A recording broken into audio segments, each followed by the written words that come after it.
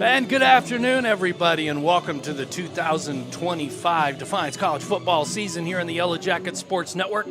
It's Jim Bellamy and Randy Roberts. Randy, it's great to see you again. I saw you virtually earlier this week, but man, it's great to be back here at Justin F. Caressel Stadium. Yeah, excited to be here and really excited for another season of DC football. A lot of optimism in the air.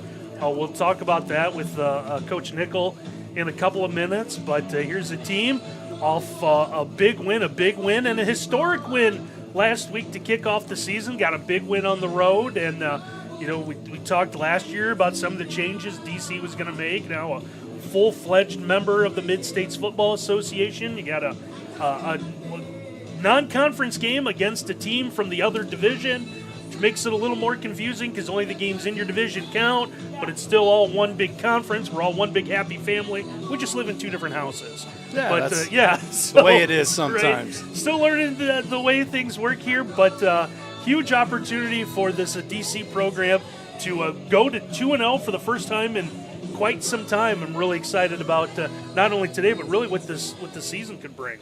And you mentioned the conference. Let's take a look at the conference standings real quick. I know we're only 1 week into the season. Not every team has played it, as you see there. Lawrence Tech, Madonna, and Siena Heights have yet to officially play a game this season. Indiana Wesleyan and Taylor both unsuccessful in their opening bids last week. DC wins big, as we mentioned before, going to Rio Grand. And the historic victory, Randy, you talked about, is the 400th victory in the history of Defiance College. So we want to congratulate the school and everybody upon whose shoulders those 400 victories were built, because I mean that's a rich history of players, a lot of great players, and a lot of great wins that made up that 400 wins. Yeah, it seems like every time we're here for homecoming, one of those old teams is trotted out, and we remember, I don't want to say the good old days, but remember the success that Defiance College has had with their football programs and trying to return to that. But not only was it historical in getting their 400th win in school history, but that 48-win 6U reference. First time DC opened with a win since 2009. Largest margin of victory since 2017. So not only, it's one thing to get a win, and we've seen Defiance College win football games, but it seems like it's been these tough, grind it out, need a late play. Or, we saw a blocked field goal against Bluffton 2 years ago, I think it was. So it seems like wins like that, these wins that they had on the road last week have been kind of few and far between, and we're hoping maybe that becomes the norm for Defiance College. Last week, Defiance College played a historic football game against Rio Grand. They made the trip to Jackson, Ohio, and they played a team that had fielded a football team for the first time in 76 years, Randy. The game started off kind of as I anticipated it would, with Rio Grand kind of just riding that emotional high and really kind of throwing everything at the board to see what would stick. They get the opening kickoff, successful in getting a 3-and-out by the Jackets, and then a trick play, a double pass for a touchdown to open up the lead. But, man, then you look at the rest of the scoring on the stat sheet. It's all Defiance College from that point. The Jackets were up 27-6 at the end of the first half, and they cruised to a 48-6 victory to the extent, Randy, where you got to see some additional players subbing in and subbing out and really kind of giving some bench players some game action just to kind of see how they respond. And as you're going to see when we talk about the starting lineups today, that's going to kind of bear itself because we do have a few changes. Not to spoil, but, we do have a few changes even in the starting lineup this week. Yeah, and you asked Coach Nickel about the depth, and that's one thing he's going to discuss. But, you talk about the DC defense. Rio Grand, 23 yards of total offense, 5 first downs, Defiance at 4 sacks, 13 tackles for loss. So, the double pass, and the Coach Nickel even admitted to it, got to them early, but they were able to settle in and really shut down what Rio Grand was going to try to do offensively the rest of the day. Without any further ado, we've been promoting it kind of inadvertently, but let's get to the man himself, Coach Bill Nickel. The interview we recorded earlier this week on the Yellow Jacket Sports Network. And welcome to the Yellow Jacket Sports Network. Jim Bellamy and Randy Roberts, joined by Coach Bill Nickel. And Coach, first of all, I know you have a game under your belt, but man, it's great to have football back here in Defiance and on the Yellow Jacket Sports Network. Welcome back to the Zooms with us. Thank you. I appreciate it. Thanks for having me. All right, so Coach, we're going to get right into the questions here. The first question I have is, given the historic nature of last week's game, it was 76 years, I think, since Rio Grande had fielded a team. Did you have a moment, or did you give yourself a moment, maybe before, during, or after, where you kind of reflected on just how cool that opportunity was to participate in a historic game like that? Yeah, definitely afterwards. I mean, we were pretty locked in going into the game and obviously during the game, but afterwards, especially the product they put out there. I mean, they had a lot of really good players running around. They had a sound game plan going into it. So my hat's off to them, and it's awesome to have another NAIA program here in Ohio, and maybe we can keep this thing rolling for a couple of years now that Bluffton's dropped off. So I look forward to that. Yeah, that was the biggest thing I kind of thought about is you two are the only NAIA schools in Ohio, so it'd be kind of cool to have some sort of, and not maybe not necessarily a traveling trophy, but to have something between you guys and maybe keep this long term. Yeah, I hope so. We got them on the schedule for next year, so we'll take it 1 year at a time. But right now we're locked in on Judson, but I hope that we can keep that going forward.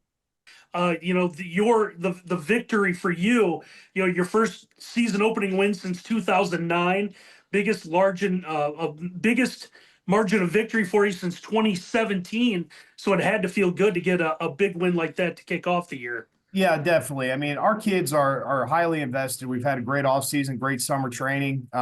Came through camp. We had a great camp and got through it healthy. So I was happy for them to earn that outcome that we did. Coach, what an emotional roller coaster the end of that first half was. You're up 26. You're driving. It looks like you're really going to make a statement at the end of that first half. Then Nate Lopez, their linebacker, comes up with a tremendous play. Man, he is a gamer, isn't he? Yeah, he absolutely is. I think he's a stud, 100%. He played his butt off. Really good player. Forcing the fumble, and then you score big at the end there of that first half. So, I mean, it's just, like I said, it was what an emotional roller coaster. How'd you feel going into the half? We were excited, but at the same time, you had to look at it. Yes, we took the lead, but there were still a lot of sloppy mistakes that we made that first half. So we went back. We didn't win the game yet, right? So the scoreboard 0-0. It's a brand new half going into it. We had to make some adjustments going into halftime as well for the defense we were seeing. There was a little bit of gamesmanship with the two deep that was sent to us as far as the structure that they were going to be in. But obviously, we were prepared for multiple different looks just in case that did happen. And we had to kind of switch gears going into the second half on what we really wanted to attack to be able to finish the game out. What does a game like that do for you in building depth? You end up getting a lopsided victory. You get a ton of guys get to see some real live action, but 458 yards total offense. You've got 3 guys that get at least 10 carries running the football. What is that going to do for you long term? Getting guys opportunities. Well, I think it gives us an opportunity to see, when the lights are on, even though it's a Saturday afternoon, of guys who can go out and actually compete, because there is a huge difference between what we see at practice versus when you're going out and competing against another team. So we can see guys who can function under pressure, function under that situation, and know who we can count on and figure out who still needs to continue to develop. So what we are offensively, I mean, we use an acronym, MAPS for success. So multiple, aggressive, physical, and sound. So being able to get the ball to multiple different people, that's a part of who we want to be anyway each week. Coach, let's flip the script to the second half a little bit of the last game against Rio Grande. Really, I know you've talked about in the past that the game really is kind of won and lost up front in the lines, in the trenches. And that second half, it was really all about the O and D lines. Just talk about the great work they did. Yeah, they did a fantastic job. Whenever you can run the ball as effective as we did. And again, this is also our receivers. I'm going to put them out there too for what they were able to do on the perimeter blocking wise. But we didn't give up any sacks. We were able to control the game, control the ball. And then our defensive line, they were lights out. I mean, they were the players of the game. So instead of just one player, it was our defensive line unit being able to get to the quarterback and stuff the run. I mean, negative 50 yards rushing, that doesn't just happen on accident. Those guys really played well. Yeah, I was going to ask about your defense overall. With 23 yards total offense, limit Rio to 5 first downs, 4 sacks, 13 tackles for loss. So it felt like it was just a big group effort, and everyone was producing for you. 100%. You know, besides the first series where we got caught on a trick play, and then the same kid that got caught on that went and blocked the field goal, so he responded the right way. But our DBs did a great job of being able to cover down, and obviously our D line and linebackers had a phenomenal game too. So proud of those guys. Coach, in the fourth quarter, it looked like you started kind of subbing out a little bit. The game was kind of what it was, but did you feel like you saw enough, especially from that first string offense, to give them a little bit of a rest and kind of test that depth a little bit in game situation and see what else you had? Oh, definitely, we did. I mean, we did a wholesale change on offensive line, another quarterback in there. I mean, we were rotating tailbacks throughout the entire game. So, yeah, 100%. I think the quote starters for week one went in there and did what they needed to do, and it gave us the opportunity to see some other guys go out there and compete. Yeah, it seemed like anyone that you put out there was able to really get. It's week one, it's early, but what does a win like this kind of go back to what we were talking about earlier? What does a win like this do? Kind of open eyes, in other schools, because the knock on the DC football program, fair or not for the last we'll say 5-10 years. If you want to get healthy, you put Defiance on your schedule. Now you get kind of a game like this. What does that do for not for you, but does that do anything? Maybe people go, hey, maybe this is a different looking DC team now. I hope they think the same thing, to be honest with you. I don't really care about the opinions of people outside of our program, to be honest with you. We just wanted to be 1-0 last week, and that's what we accomplished. So I think we had our coaches put ourselves in a great position. My hat's off to our staff too, offensively and defensive staffs. And our kids bought into the game plan from the starter to the third string guy, and we went out and accomplished that. So people can think that we're, a team that they could just step over if they want to or not. We're still going to have our focus on being 1-0 at the end of each week. Coach, I'd give a game ball to the coaching staff as well for this one, just because, again, first time a team has been fielded by a school in 76 years. Without going into X's and O's, I mean, you have to be proud of the way those coaches prepared for almost, like, in some cases, the unknown. Oh, absolutely. What that does to us as a staff, I mean, we spend the entire week diving into a game plan and breaking it down to inches, of base formations that that you're going to see, plays that you're going to see, schemes that you're going to have to defend. You go into it blind. That means you have to be fundamentally sound, you have to be schematically sound, and then you have to be able to adjust on the fly to what you're actually seeing. And both offense and defensive staffs did a great job with that. And moving on now, you get a Judson team that kind of took one on the chin to open the year, but you're going to have a great receiver that you got to cover, and he's been there for a long time and had another big game for him and with Grant Alexander. Definitely. Number 0 is a stud. I also think their quarterback's a good football player too. I think he did a good job. He does what he really excels at is keeping plays alive and being able to escape the pocket. Mayville State was able to attack Judson's offensive line quite a bit. I mean, what they have 5 sacks, I believe. And number 8, their starting quarterback was under duress most of the game and was still able to make plays. So very impressed with those guys. And we know 0 is a stud for sure. We're going to make sure we know where he's at on the field at all times. It was kind of an interesting tale of the tape when it comes to the Eagles last week. Throwing for 263 yards, really didn't get much of a ground attack going. But man, you look at the defense and how Mayville State ran an old school rushing attack. Yep. I think they only attempted 6 passes in the whole game, right? Yep. Wing T offense, which also going into this week doesn't necessarily tie into what we are offensively. So there's a little bit of a guessing game on how they're going to try to align and defend against us. That being said, I mean, Mayville State, it was, as a former offensive lineman, I did enjoy watching it, but at the same time, 4 quarters of just mash it up the middle and then some motions and to get it on the outside, it doesn't give you a lot to game plan off of. Yeah. Does Judson going 10 of 19 on third down concern you at all? Just being able to try to keep drives alive and keep their offense on the field? I mean, they, in my personal opinion, I think they do have a pretty good offense. I think that they are multiple in what they want to do. We have to win first and second down, then we have to let our D-line go eat, and we have to let them go attack the quarterback. And I think that's one of our strong suits. So we got to be able to keep keep them from having a 3rd and short type of situation or 3rd and medium. We want them to be in 3rd and long and let our D-line go. It probably feels pretty good to have the specialists all kind of sewn up for the year. Mariquin did a great job with the extra points. The execution was pretty good. I think there was one block, if I remember right. Yep. But I mean, for the most part, the execution was clean. So that phase of the game, you can never undersell how important special teams is to the game. But maybe just talk a little bit about how important it is and how good it is to have that all kind of shored up. Yeah, definitely. I mean, we still compete at every position each and every week, but Carson did a really good job for us. Long snapping between JD Bowman and Jace Breck. Both of those guys are competing. One's a little bit better on the field goal snaps. One's a little bit better on the punt snaps. But the guys are locked in on special teams. I mean, we had a 7 a.m. special teams meeting and run through this morning too, right after weight. So, I mean, it's a big part of what we do. We spend a bunch of time on it. And we're locked in on that side too. I mean, it's a third of the game for a reason. We have to make sure that we're investing in it, but do feel good about Carson's development. And, he's only a freshman, so he's going to keep getting better. And what are you looking forward to this matchup against Judson? I'm just looking forward for another opportunity to compete, and it's nice to be home and really looking forward to it. We got kids coming on campus, recruits on campus. Our guys are locked in and they're ready to try to be 1-0 on Saturday. To be honest with you, I'm looking forward to about an hour and a half from now when we can get out on the field and practice.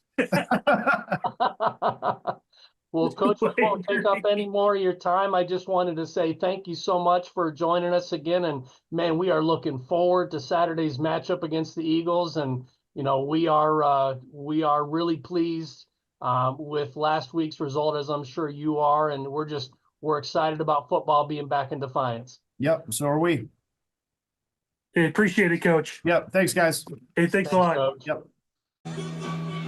Want to thank Coach Bill Nickel again for the time earlier this week, Randy, but through the magic of video editing, it sounds like we just did that interview a few moments ago, but one of the things Coach kind of touched on a little bit that we can elaborate on more because we're broadcasters instead of coaches is you look at the yardage gained, 518 yards gained for Mayville State on the day, 492 on the ground, running that old wing T formation. I think only 6 pass attempts the entire game, 6 pass attempts. And it was just, it was like a time capsule of football last week. Yeah, you text me when that game was done. I think you watched most of it. Through the magic of video, we're able to now take a look at a lot of these teams. If not live, maybe Sunday morning, Sunday afternoon. So I know you kind of dove deep into some of the film this year to see what we're going to see today. So Coach Nickel in the interview we just did kind of joked about it. He was, Mayville State, it was wing T, like it was old school football. They just lined up right at them and ran the football. And a couple of things about Judson that stuck out to me. I mentioned it. One of them to Coach Nickel, 10 of 19 on third down. So they put themselves in 19 third down situations. 10 to 19 is pretty good. That's going to be upper half, percentage-wise, is the opening coin toss being done at midfield. It looks like has won the toss and elected to receive. So there you go. So we're going to see the DC offense on the field first. But 2 other things that stuck out at me. One now makes more sense when you see the numbers. How about a 36-15 to 27-39 advantage in time of possession, plus Judson was also penalized 13 times for 110 yards. So you look at the 13 penalties, you can understand why they were put in 19 third down situations, back themselves up early, put themselves in tough situations. So you want to give Judson credit for being able to convert on some of those long third downs. Now the problem is, when you're in that position a lot, eventually it's going to hurt, as it did, 49 with 49-10, 49-20 loss. So this is a Judson offense that is pretty dangerous that Coach mentioned, but they kind of put themselves in some bad spots last week. We'll see what happens today. Yeah, one name to keep in mind today for the Judson Eagles is Grant Alexander. Alexander had, I believe, over 100 yards receiving last week. Caught a couple of big touchdown passes in the victory. In the loss. One a 70-yarder and one a 21-yarder. Judson did score 2 of the first 3 scores of the game. But then Mayville State pretty much ran away with it, especially in the second half. Dominant second quarter by Mayville State, 21 points in the quarter. But the Jackets won the toss, and interestingly enough, Randy, they have elected to receive. So barring a turnover on this kickoff, we should be seeing the Jackets offense first, and we'll get in a moment into a fairly significant change to that starting lineup. Yeah, I think the coaching staff for DC, I think it was one of those things where they saw, like we talked about, maybe what Mayville State was able to do against this Judson defense a week ago and say, hey, let's put our offense on the field. Let's see if we can run the football with the efficiency that we saw on film last week, and we'll see what the Jackets come out and do. But a little bit of a different look for the Jackets uniform-wise. I think is this the first time that we've seen them black with gold helmets? I think so. Return going to the 40, 45, and run out of bounds. Laundry late, as we have a couple of players down at about the 18-yard line and a little bit of dust up, but no penalty flag down there. Flag was thrown up here by the 43-yard line. It's Kamari Suarez, and great return as you see the Yellow Jacket offense. And we can talk about, I guess, the big change we expect to see out of the Jackets today is they're going to go with freshman Ethan von Vonnesong at quarterback. He's been the one warming up, so didn't get word on why the change happened. So Jelani Warren not going to give it a go today. Still discussing the penalty flag. See if this one was there a late hit out of bounds. Interference. Number 6 for the receiving team. That 15-yard penalty will be marked off from the end of the run. It'll be first down. So someone from the sideline jumped into the field? Yep, they're saying one of the Jackets, that was actually Tristan Thomas, number 6. Sideline interference right there. So we'll see a new quarterback, as Randy mentioned, Ethan Tantanavong, the 6', 190-pound freshman. On the official 2 deep now, you have 2 freshman quarterbacks listed. So we're getting some a new wrinkle as you get a handoff on the sweep to Thomas. Thomas breaking tackles, about past the 40 to the 43-yard line, and a gain of about 9 on first down. Nice sweep play right there, Randy. Yeah, I think that's what we're going to see Defiance do a lot of today. They're going to get their athletes the ball in space, not necessarily throw it downfield, but we're going to see a lot of stretch plays, a lot of ways to try to get Defiance to get to the outside and see if they can cut upfield. Handoff, first down, past the 45, close to the 46 is Thomas. That one's just a right up the gut run right there. Put your hats on the defensive line. That offensive line did a great job moving the pile. Yeah, one thing we talked about with Coach Nickel in the pregame is building some depth. We had 3 guys for Defiance carry the ball at least 10 times last week against Rio Grand. That's one of those things that helps build depth, is they're going to rotate a lot of guys, kind of keep guys fresh offensively. First down and 10 for the Jackets. Fake the handoff, rolling out right, taking a deep shot. Got a man wide open. It's a 20 to the 10. Tackled down at the 10-yard line. Big time first down right there. This one goes to Davion Williams for a huge gain and a goal-to-go opportunity. Yeah, Davion Williams just able to run across the field, got lost by the defense, left open in the seam, and a nice job of the rollout. Von Vonnesong able to roll out, hit the open man. Now big opportunity here for the Yellow Jackets. First and goal for Defiance. Handoff to Thomas up the middle. Unable to shake those first 2 tackles.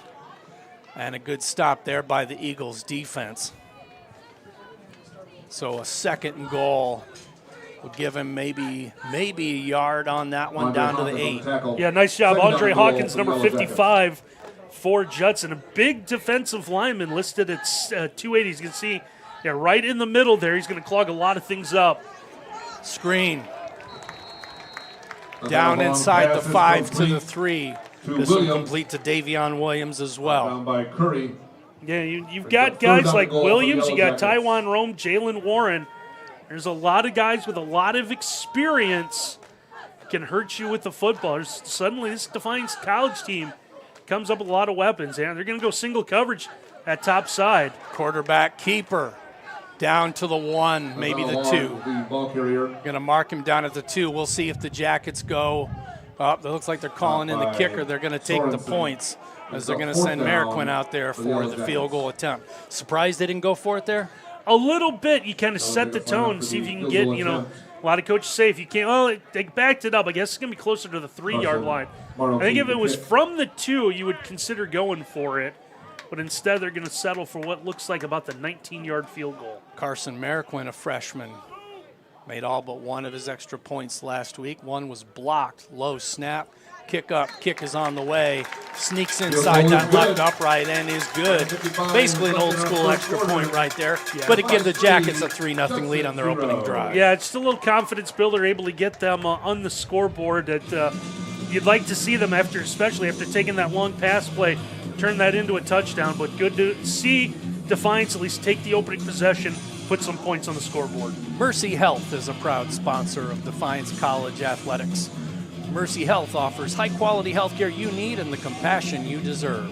Our expert doctors, nurses, and caregivers are committed to helping you be well in mind, body, and spirit.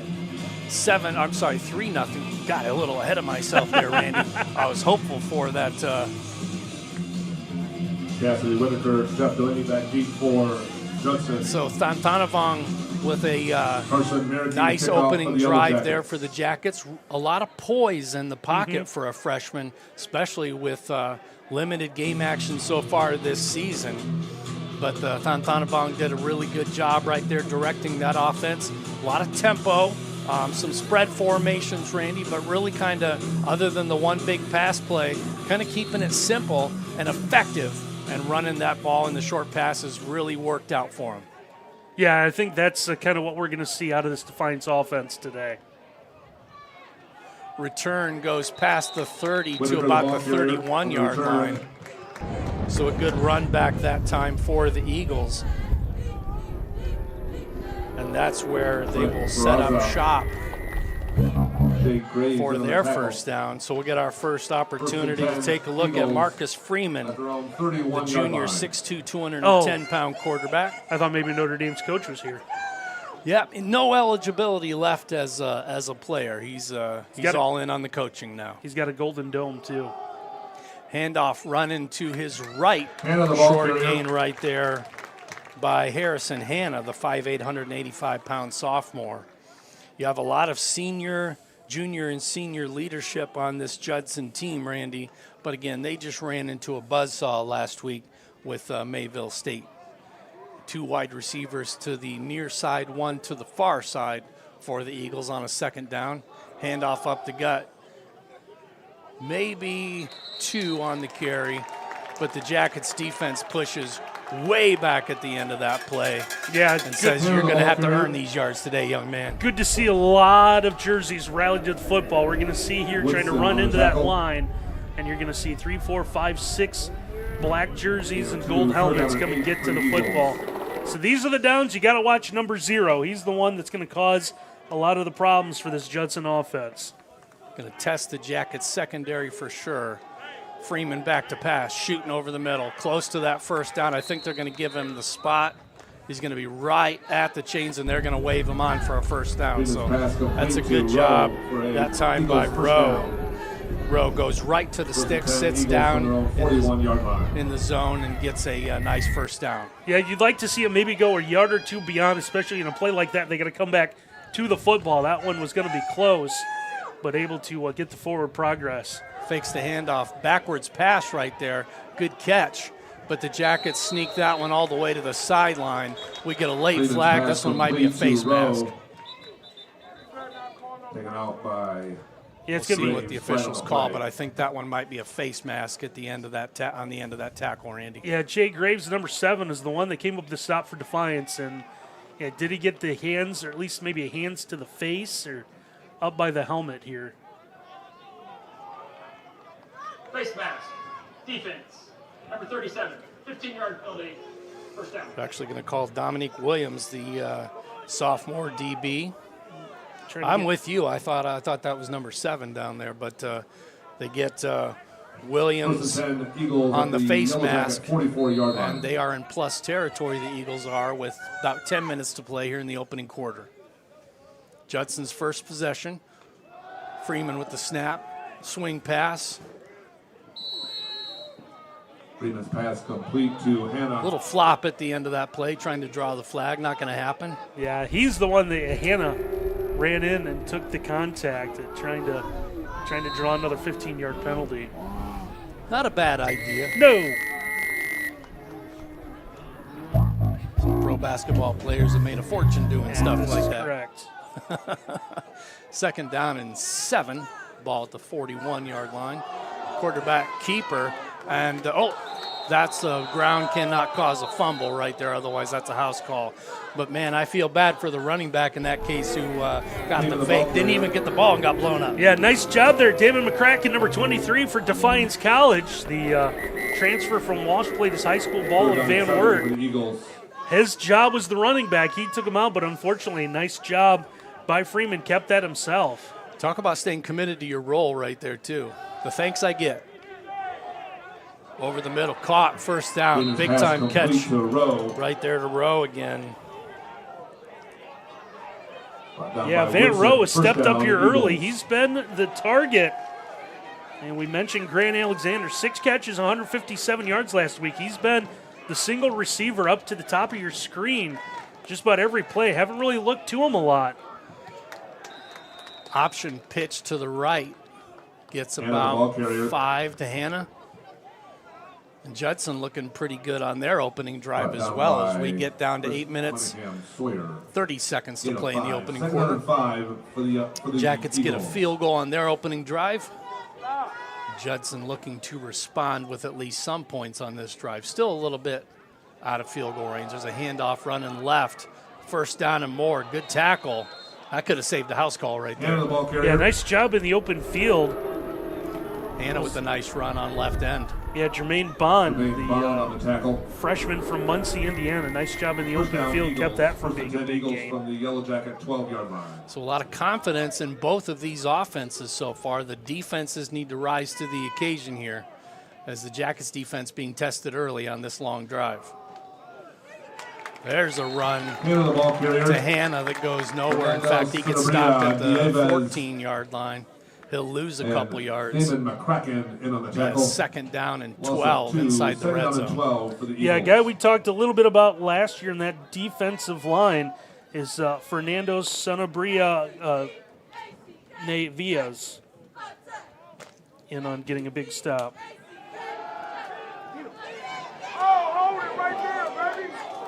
Pass to the end zone. Incomplete. But we do have a flag close to the line of scrimmage. Looked like they're calling, the official looked like he signaled offsides against the Jackets there. Yeah, someone might have lined up across the line of scrimmage on that far side. Offside. Defense. Number 44. 5-yard penalty. So that penalty is going to be enforced against Dominic Harris, the senior. Lined up in the neutral zone. That'll negate that loss of 2 on the run. It'll actually bring up a 2nd down and 7 now with 7 minutes and 15 seconds to play in the opening quarter. Jackets up 3-0. Judson's opening possession looking to answer. Freeman with a running back to his left. Swing pass, complete. That's going to be a 1st and goal. Pass is complete to Whitaker. As Whitaker makes the catch and gets just to the sticks. Nice clear out there to the right side. Good blocking downfield by the wide receivers for the Eagles. And Judson offensively, their plan is get the ball to their speedsters. That's a fumble. It's recovered in the end zone. Was his forward progress stopped?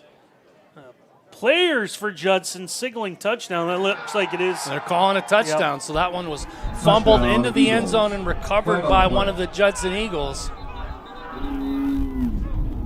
Still some more whistles here. Not sure. Got a flag, looks like, in the far corner of the end zone. Confusion. The officials in the offense here. Offside. Defense. Penalties decline. Results of play. So they were going for a quarterback sneak to try to get that one into the end zone. Not sure if that was one of those tush-push kind of plays, as is in vogue in football right now. But that was actually fumbled into the end zone and recovered by a Judson Eagle player, and that'll result in a touchdown. So 6-3 the Eagles lead as Ortiz comes on for the extra point. High snap, good kick.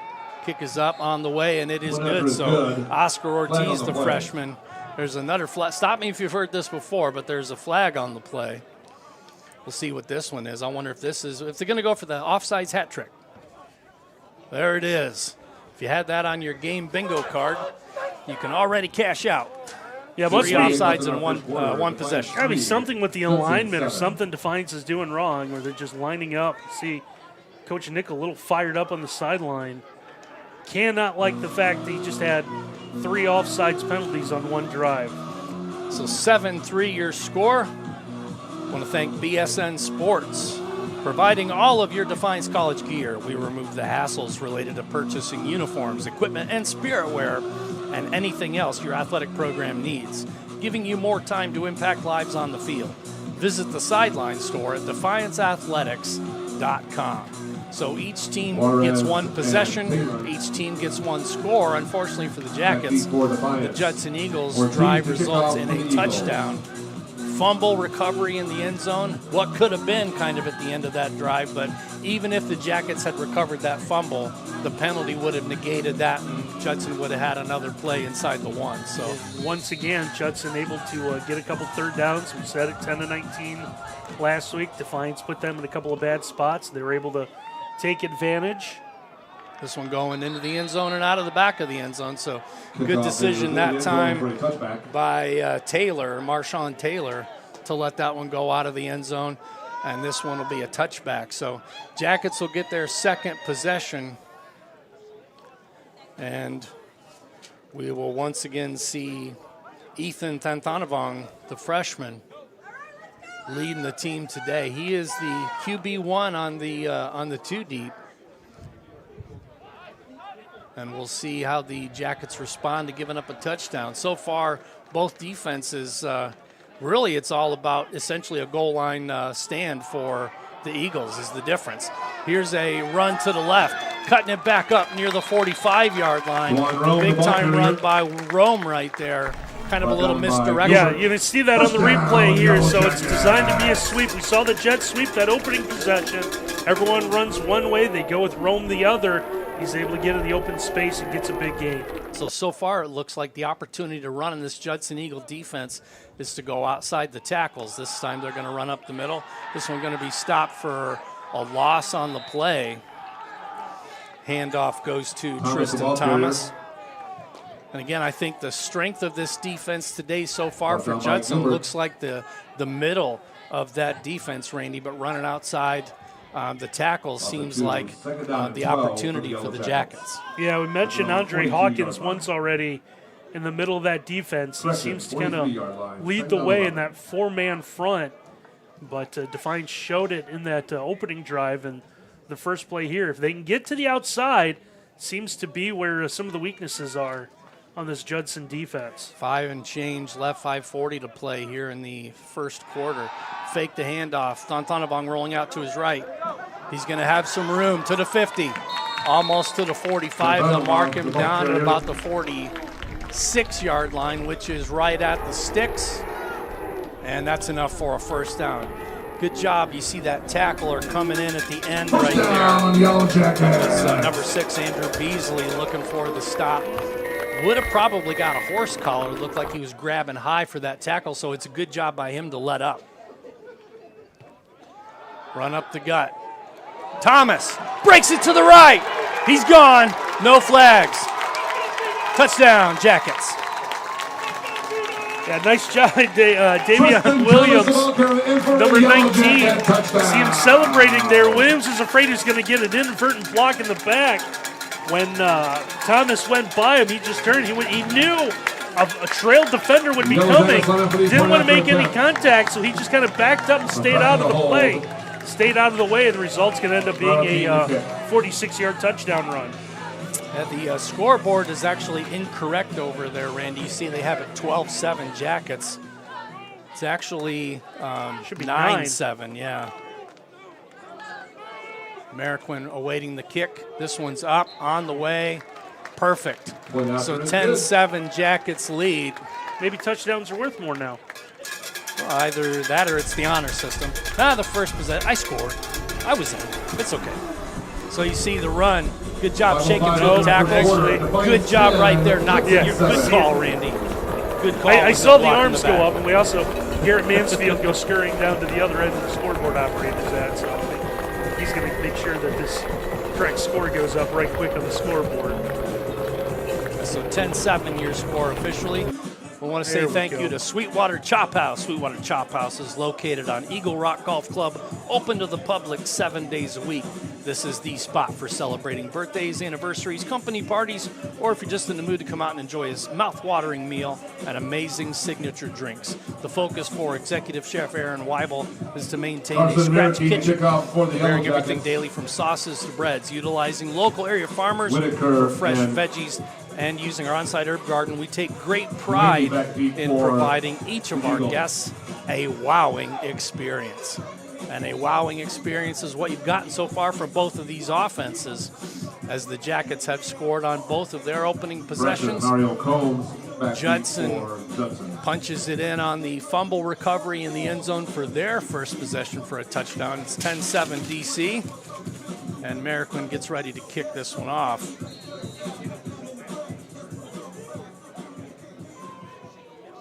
Short kick, you can see the wind impact as this one's going to almost recovered by the Jackets there.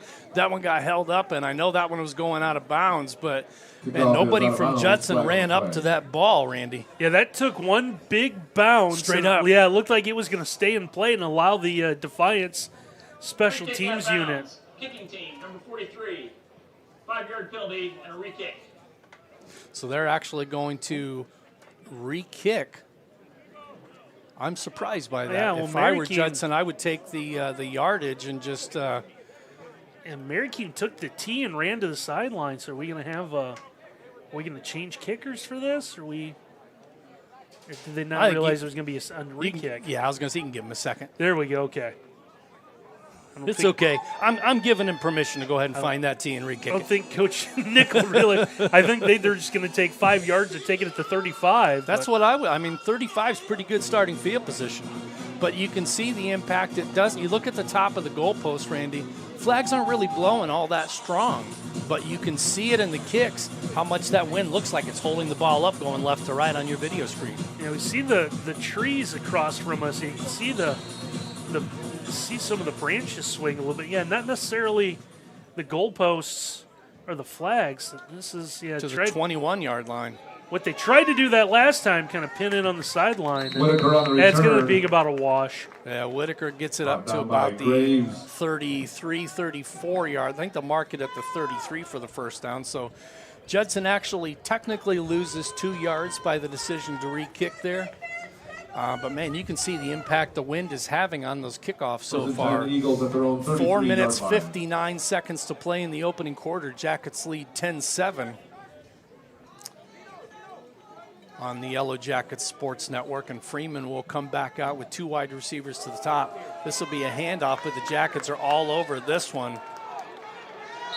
Boy, I love the toughness of the running back there, Tyler Johnson. Man, he was shaking off tackles left and right, but there's just too many Jackets. Yeah, long handoff, kind of a slow developing play. The first one there was Tyshawn Woodson, sophomore linebacker for the Jackets, number 13. You'll see on the replays, kind of the first one in there that gets shook off, but that allows the rest of the gang come up and help out and come up with a stop. 3 wide receivers to the top, roll out to the right. Pass along the right sideline, intended that time for Kate Coleman. This one a little too tall and incomplete, brings up a 3rd and 10. Yeah, it's tried to float that out to that sideline. Marcus Freeman felt that pressure coming, rolled out to that far side, had to get rid of the football. Now, big opportunity for Defiance here, 3rd and 10. See if you can get a 3 and out. Put your offense back out onto the field. Yeah, I think this defense needs a stop right here. The offense is clicking. There's another offsides free play. Might as well take a shot. It's caught. Freeman's pass is complete. Big time catches. You see both players fighting over the ball, but as always in football, the tie goes to the offense. Big time catch that time by Cassidy Whitaker. That flag is going to be an offside. It's going to be declined. And once again, a big-time pass play. You knew Freeman was going to put the ball up, and they were going to have some success throwing. It was really about, is Judson going to be able to have balance in today's game? And really, so far, balance hasn't mattered so much because they've had just enough big plays on the passing game that they've been able to move the ball. Yeah, they've tried to establish a running game, and between the tackles hasn't gone a whole lot. Freeman back to pass. Quick out. Caught. Out of bounds inside the 30 to the 29-yard line to Whitaker.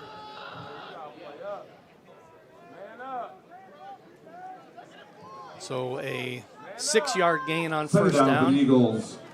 They need to get to the 25 for the first down. No pressure up the middle. Pass over the middle. A little too tall. This one going for Whitaker. Yeah, Whitaker left open in the seam. You saw a couple of the defenders here. So we're going to take a look at the replay. Look at each other, trying to figure out who was supposed to be on who.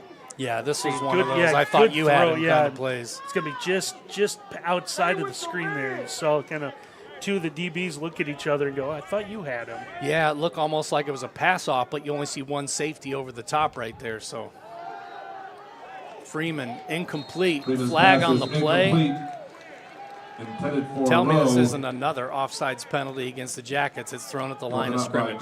Coach Nichols, Scott, he's not happy. Yeah, and this time it's at the official. It's not really anyone.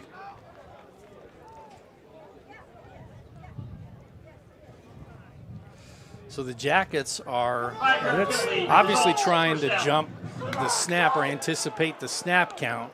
Problem is they've been unsuccessful in guessing that so far. Yeah, and that's the fourth or fifth offsides penalty against the Jackets, yeah. Five defensive offsides penalties. Doesn't add up to a lot of yardage in some cases, but man, it's just. They're bad times though. Like here, it's stop. going to give them a first down. That's got to be a hold. Got to be a hold. Is this one? There you go. Officials working to get that flag out of the pocket. That was about as obvious as the day is long, though. I think that one is going against number 65. That's Xavier Arrington, the sophomore offensive lineman. But there's no question there was a hold on that. Yeah, you saw the replay there, the one arm outstretched, trying to keep the defender at bay. Yeah, as soon as a defender, as soon as you try to turn away to reverse field and pursue, and your inside shoulder gets pulled back, I mean, there's no greater tell than that. When you can only turn your head, you can't turn your body. There's a hold going on. So good job by the referee to throw the flag there. So second down and 20 with 3:33 to play here in the first quarter. 10-7 Jackets lead. We get a stoppage of play. Yeah. Play clock never. Yeah, there we go. Gotta Never reset reset the play clock. Correction, first down. No, first and 20. That's right. You had an offsides, and then you had a. We'll get it. There's a lot of penalties. It's hard to keep the down straight. Bubble screen. And shook out of a tackle. Freeman's pass is And a good complete job to that Whitaker. time by Whitaker. Man, Whitaker, we didn't talk about him as much in the pregame, but he has Brought been a down factor by so far Curtis. today, Randy. Yeah, Daryl Owens, number 33 for Defiance, Second didn't down. get the stop, but what he The did, Eagles from the forced Yellow that Jacket play 26-yard line. inside. The last thing you want is for the defender to get to the outside. There's no defenders between the numbers on the sidelines, but forces him in where the defense is at, and they end up getting the stop. Pass is complete. One-handed catch that time by the Judson Pass Eagle is player. complete That's Rowe to once Rowe. again. He's had a Avant big Rowe. first half.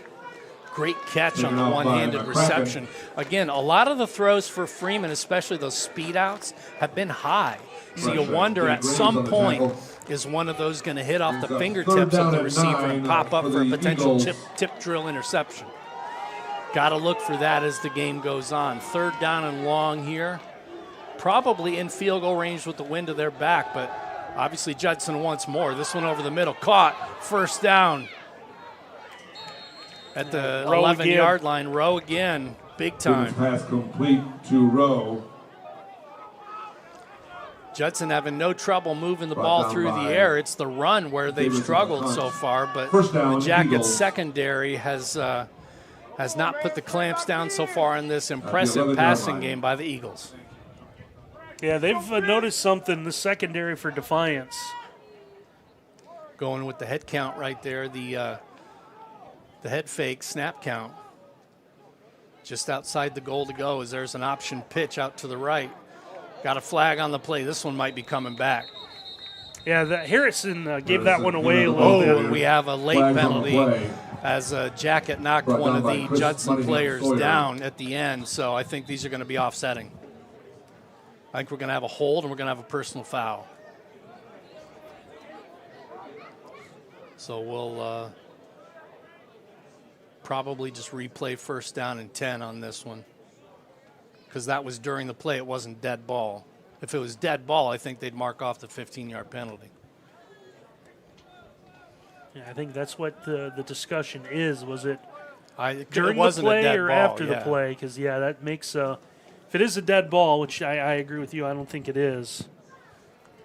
That's got to be what they're offset, talking about right here. I think this is offsetting. Alert is on the play. Holding. Offense. Number 78. Personal foul. Unnecessary roughness. Number 13. Both fouls will be enforced. It'll still be first down. So it'll be a 1st and 5 as they get Tyshawn Woodson, number 13, the linebacker for the Jackets. Now, my favorite part in this, they know it's a 5-yard difference, but they're still going to go 10 yards one way, come back and go 15 the other. So we mark 10. Now we That's need to go. not 10. There's the 10 yards. Is that the spot of the foul? There's all sorts of confusion. They got we got the side judge on the far side. I was going to say that wasn't 10 back, so I don't know. We'll figure it out. I think it should end up being basically, well, it's going to be a 1st and 7. So it was where the foul occurred versus at the line of scrimmage. Still don't think that's completely accurate, but it'll work. It's early for everybody, Randy. Yeah. We'll get her. 1st and 7 inside the, just a little bit inside the 10-yard line there. Handoff up the middle. Slipped. Turf Monster got him that time. Yeah, Harrison had a little hesitation. Between the tackles, Judson hasn't had a lot of success, so he thought maybe he could let the blocks form and see if he could find a little running room. I like the play call there. Just test in the middle. You haven't run it up the middle with much success. You got him, the Jackets defense reeling a little bit through the pass, as I'd be bringing the house to the quarterback this time. And they went run blitz. Don't throw him down. There you go. I know they can't hear me, but I just don't want him to get another personal foul. I agree. Brought down by Play Tyshawn tough and Woodson. play smart. We'll call it no gain on the Dominic play. Harris also Get the on the ball tackle. down to the 5-yard line. 3rd and 5. Or 3rd and 4. Third down and goal from the 5. No, this isn't a goal.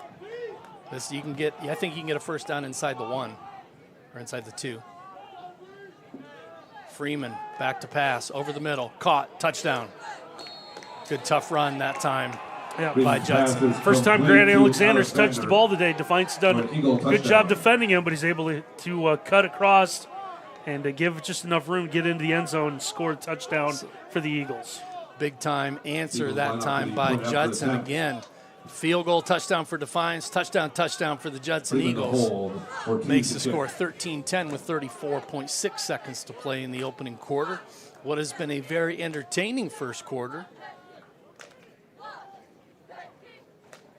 Snap down, kick up, and hits the upright, no good. So that keeps it as a 3-point lead. That could loom large, Randy, later on with not only the decision-making, but also the game situation.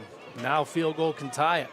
And take a look at some of these stats there. You see 6 for 6 on 3rd downs so far for Judson. So it's been an entertaining one. 121 yards of offense for the Eagles, but look at the number across there, 176 this opening quarter, or 178.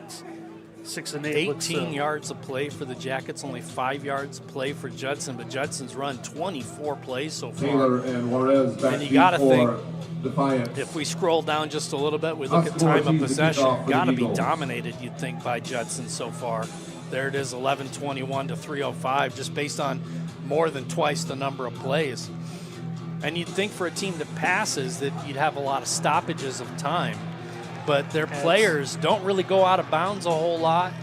And, I mean, they haven't thrown a whole lot of incompletions so far. It's been a lot of quick outs, been a lot of things keep the drive moving, keep the ball moving, keep the clock moving.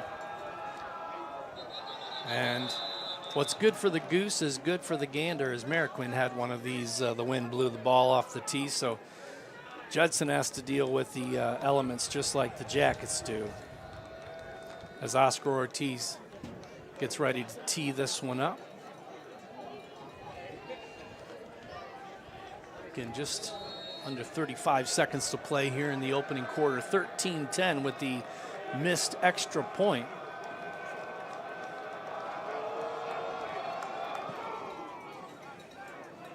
Deep kick to about the 2. Turn up the middle. Turning on the Jets. Good tackle at the 24-yard line.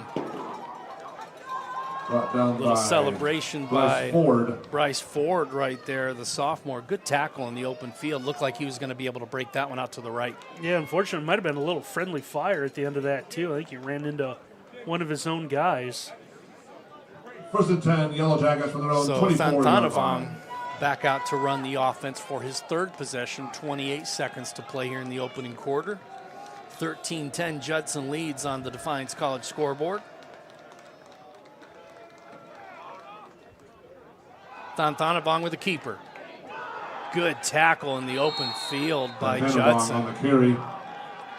That was number 3. That's Nick Curry. Man, that was a great tackle by Curry. Thought Thanthanabong was going to be able to step around him, be able to pivot. 2nd and 7 for the Yellow Jackets. Curry with a nice sure tackle right there. Stopped that gain to a gain of 3. Yeah, nice job. Keep the legs driving, kept it low. Made sure he went through the tackle, and then it's going to be the end of the quarter. So that'll be the end of one quarter. 13-10, Judson leads. We'll be back for the start of the second quarter on the Yellow Jackets Sports Network. At Genesee Nutrition, it's our mission to support athletes like you with clean, powerful nutrition. As a collegiate athlete myself, I know what it takes to perform at your best. That's why we created a protein bar that doesn't only taste good, it's actually good for you too. Packed with 20 grams of protein, our bars help you recover faster, build muscle, and stay strong. Just what every student athlete needs. Grab a bar and live your life. Healthy, active, happy. At Mercy Health, we believe your health care should always revolve around you. So these days, it's not just about how we care for you, it's where. Because whether at our place or yours, or wherever your day takes you, we'll be there with compassionate, personalized care. No matter how the world changes, your health will always be our top priority. Mercy Health, primary care for the universe of you. Visit mercy.com to find a doctor near you. And we want to thank all of our sponsors on the Yellow Jackets Sports Network. We're one quarter in the books. Judson scores 2 touchdowns on their 2 possessions. Missed the second extra point, hit off the right crossbar. And the Jackets' first possession was a short field goal by Mariquin. Second possession was a touchdown run. And so, you know, you have 13-10 is your score. 15 minutes in the books, 15 minutes more to play in the first half as Thanthanabong sends a man in motion. Fakes the sweep. Going to take a shot. This one sails, almost intercepted by Judson. Pass intended that time for Tawan Rome. Yeah, looking for Tawan in the middle of the field. Just, I don't know if the wind caught that one. It just sailed on Thanthanabong a little bit, but a little too much air under it. Yeah, it's the difference going the different direction in the field. You know, I was always told when I was little that if you see the tops of the trees moving, the wind is strong. Okay. And so, you know, you see the tops of those trees over behind the Jackets huddle. Rolling out. Thanthanabong trying to get out of attack. Got to throw that ball away. Good pursuit that time. Thanthanabong on the carry. By the Judson defensive front. Probably a good decision by Thanthanavong not to force a pass there, but I think you have to airmail that one to the sideline. Yeah, he's got out of the first tackler, and then unfortunately everyone rallies around him and ends up going for a loss. And that looks like Defiance is going to punt the football away for the first time this afternoon. The leading back deep for the Eagles. So the Jackets get ready to kick this one away. The first punt of the day for either team. The wind at Mariquin's back. No pressure. Even drops the ball and is still able to go to get a kick away. Good catch. Delaney on the return. Hit. And a late flag. Brought down by Braden Burkholz. Flag on the play. We'll see what the infraction is. Penalty. Ball marked at the 38-yard line of Judson.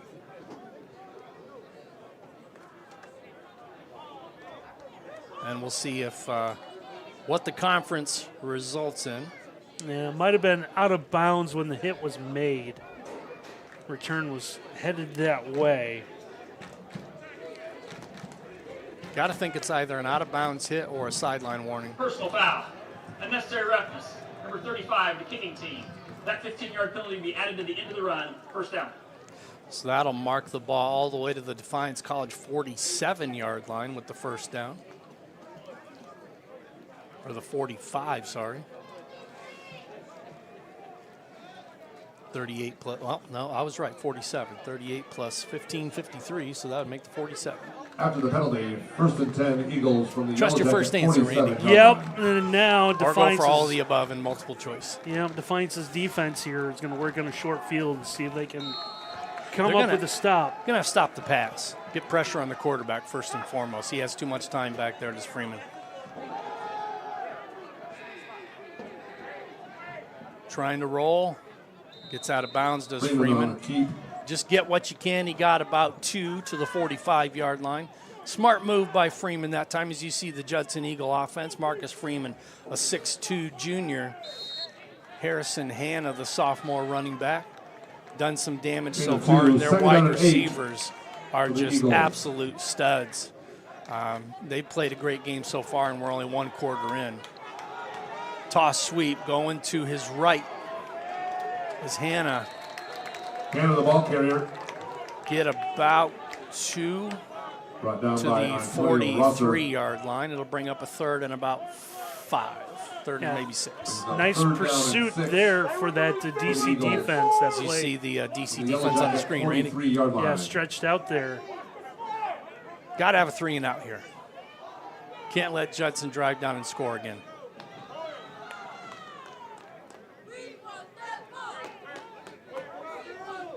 Fake the snap, look over the sideline for the call.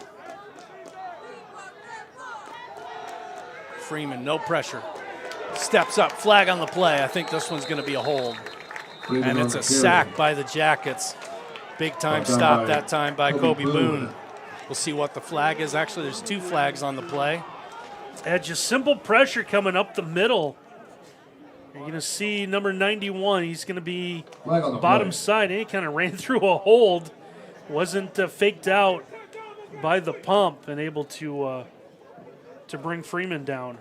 Might be offsetting penalties again, as there was a little bit of a dust up at the end of that play in that huddle. You had a couple of players. I think there's just a teeny bit of talking going on out there. There must be.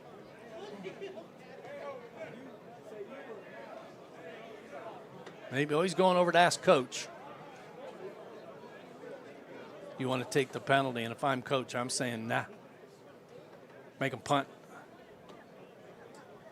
Unless it's a personal foul, then I might actually back him up, and I might send him 15 yards back. I think with the success Judson has, the spot on the field, he might go for it anyway. He might just go for it. Yeah. So this would be, if they decline if this is on Judson, first of all, and they decline it, we'd be looking at 4th and 6. Unless there's 2 penalties against Judson, which fine by me. There are 2 fouls on the play. Holding. Offense, number 78. That penalty is declined. So they got to both be on Judson. Unsportsmanlike conduct, number 52 of the offense. That 15-yard penalty will be marked from the end of the run, and it'll be 4th down. That's a dead ball foul. That's why you went and asked Coach. Okay, so what we thought might have happened earlier, Randy, with that double penalty, which was during the play, if it was a dead ball foul, that would be enforced regardless of what was going on. So that was a dead ball foul after the whistle. And it was what we were talking about, that penalty that was kind of in the area of the offensive line. One jacket kind of getting tangled up with a couple of Judson offensive linemen right there, a position I would not like to be in. Those are some big dudes. But the defense did its job, and after going 3 and out, forces a 3 and out. So as long as there's no contact. A little bit, but nothing worth calling. This one takes a Jackets bounce.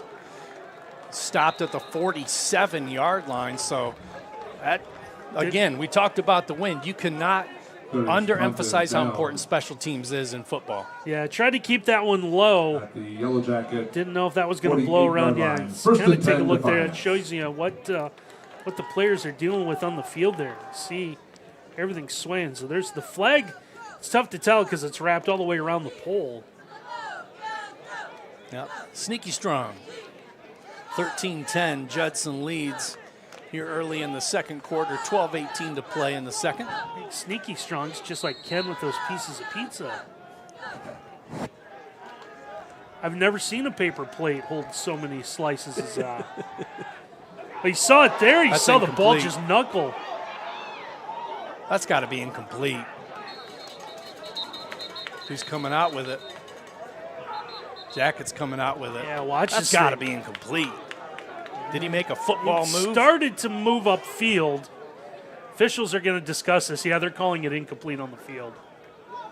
Yeah, can we take a look at that throw one more time? You're going to watch the football. Watch it kind of knuckle going to the receiver. Watch this thing. Yeah, that's a tough ball to catch. Yeah, you can see it just kind of spinning around. Either that left Thonthonavong's hand weird or that the wind caught a piece of that one. Yeah, this is going to be indeed. Defiance wasn't aligned correctly. Oh, it's going to be a procedure penalty against the Jackets. Thomas gets the carry for a yard, but yeah, you needed a receiver to step up to the line, so they're going to be called for having wasn't covered up. Too many men in the backfield. So this is. I'd have to go back and look at the game notes to see what the most penalties called in a first half for a DC game is, because I think we're edging up there. Formation, 5 men in the backfield. Defiance. Penalties decline. 3rd down. So they're going to decline that penalty. Again, you had the incompletion. You had the run for a yard. 49-yard line. Yeah, they're going to Thomas. Judson's going to take their chances here, because I think Defiance, if you pick up 4 or 5 yards here, I think you consider going for it on 4th down. You're going to get 5 there. Take your shot. Deep downfield. Little hand fighting back and yeah, forth. Good no call. Kind of hoping maybe for a hold or a PI downfield. But, yeah, a little hand fighting on that sideline. And now it's going to really help DC, because your 3rd and 9 is going to turn into 3rd and 4. Offside. Defense. Number 91. 5-yard penalty. Still 3rd down. So both teams looking to anticipate the snap count, get a jump on getting back to the quarterback. But both teams have been unsuccessful so far in jumping that snap count, resulting in, that's got to be, what, the 6th or 7th total offside penalty. 5 of those going against the Jackets. Yeah, it's kind of a simulated count. You see that now quarterbacks are kind of limited what they should be allowed to get away with, because you see the head bobs and like the fake claps, and that's what draws teams in. Some of that has been kind of limited what they've been able to do, and yeah, that one was read the entire way. That was dangerous. Bryce Ford, number 7, the sophomore DB for the Eagles, was set almost caught that ball. High arc. Yeah, you want to get that one out quickly to set up to go to Tristan Thomas. Yeah, you got to zip that one in there. Yeah, too much traffic. Right. Got to give him a chance to turn around, see what's going on, look for his angle to cut upfield. Mario Combs back deep for Judson. I'm a little surprised Defiance didn't think about going for this, but you're getting a stop. I think the thought process is we pin him deep. Pin him deep and hope on the defense here. Absolutely no pressure. That's something to keep in the back pocket for later. Yeah, good job. Good open field tackle by the special teams right there. Yeah, real nice job. They're going to try to pin Judson in deep. I think that might have been Gibson, number 5, on the tackle. Sean Jay out there with a nice stop. So the Eagles will take over. Both teams now starting to punt the ball. This was turning into the pro game we saw on Thursday night, Randy, where nobody punted the ball until it seemed like way late in the game. Thought this was going to be one of those games. The team to have it last was going to be the winner. Last possession wins. Now we've really seen some both teams' defense settle in. Yeah, starting to figure it out now. Jackets ready for that run on first down. Nothing doing. Down by Dominic Harris. First time we've seen Tyler Johnson with the football, number 2 for Judson. A little bit of a bigger body than Harrison Hanna, 5'10", 230. So I think it kind of fits the style more of what Judson wants to do, running the football, trying to attack that front group for Defiance. It just hasn't allowed Judson a lot of running room inside this afternoon. We see the complete realignment as the trips for the near side go to the far side for Judson. Running back shifts over to the quarterback's right. Yeah, we see the coverage kind of roll that way. Good job by the quarterback to recognize the coverage right there and roll everybody over to his left. Screen pass, very successful. Moves the chains for a first down. Yeah, Antonio Rosser, number 32 for Defiance, kind of stuck trying to figure out where to go, who to stop. He's caught in no man's land, and he's kind of waited momentarily, and that allowed receiver to get by him. 10 minutes and change to play here in the first half. 13-10 still your score. Eagles lead. Yeah, same formation. We'll see the same thing, except they're going to come to this near side. Freeman's pass complete to Whitaker. Jay Graves is going to look for a hold here, and you see number 7 for Defiance here. That might be a foul against the Jackets, though. And we're going to see Graves looking for the flag. Flag on the play. But there's no question that's a hold. But it's talking to the official afterwards. I wonder if that might be where the flag came in, because that was thrown really late. Unsportsmanlike conduct. Defense, number 7. Yep. That 15-yard penalty be added to the end of the run. Jay Graves looked like he was held. Talked to the official about being held, but then the official, the half judge, decided that whatever he said and how he said it was unacceptable, and that 15 yards will be marked off. It'll put the Eagles up near midfield. That's a big penalty against the Jackets right there. Yeah, those are ones that the coaching staff are going to work on at halftime. At their own 48-yard line. If you look back to last week's game against Mayville State for Judson, Mayville had 133 yards in penalties as well. So, good job of stepping out of that first tackle. Jackets still bring him down after a short game, but Hanna was able to step out of what could have been a loss right here. Yeah, nice pitch by Freeman. Let that defense come in. Woodson. Had the opportunity there. It's Jay Graves again. Gain of 2. Tried to get the stop, slowed him up, allows the rest of the defense to come. But that's happened a couple times where the Jackets maybe haven't got the stop behind the line, but have forced the play back inside where the defense was waiting for the runner. So a 2nd and 8 at midfield, 9:14 to play. Toss sweep to the left or to the right. Bottled up. No gain. Better job by the defense that time. I think they're starting to learn, recognize some of the formations. They're just flipping sides. It's nothing that's really confusing Defiance. Antonio Rosser. They're going to bring the extra guy, and more times than not, whatever side the extra guy comes on, that's the side Judson runs the football to. 3rd down and 9 for the Eagles.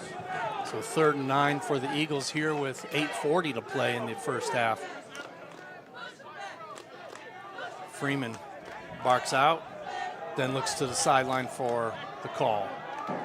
Jackets can't jump off sides here. Give him a free play. Good job. Swing pass. Got to get up and make that open field tackle. Good stick by the Jackets. Pass is complete. That's a big time stop that time by number 16. That's Travis Hoyle, the junior. Hanna brought down nice job by Hoyle. Hoyle. 4th down for the junior Eagles. from Lima and Lima Central Catholic. And Guy that's come from a successful football program. It's going to force the fourth down. It looks like Judson's going to punt the football away. Good decision here by Judson, although the wind not really in their favor, so the Jackets should still, with a clean reception and run back, get decent starting field position here. We'll see what impact it has on the punt. Good snap.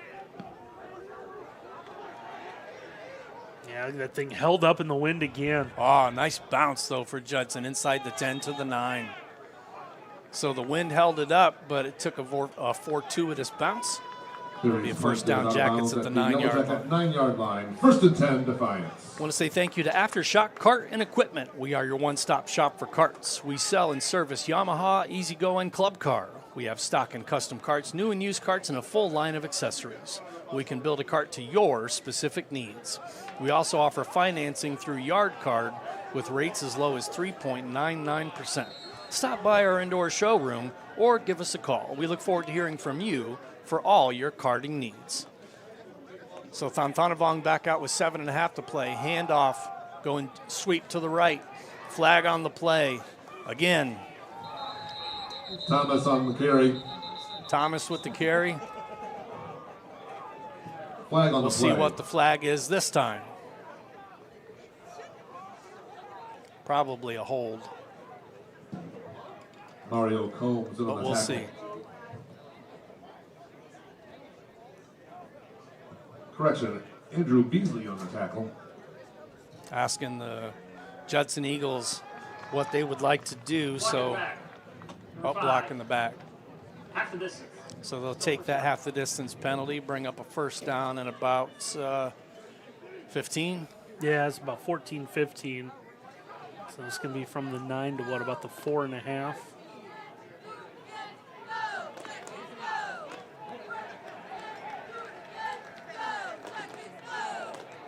First and, yeah, we'll say about 15. After the penalty, mark it out first and about the 15 4-yard for the line, like Yellow Randy Jackets said. from their own 4-yard line.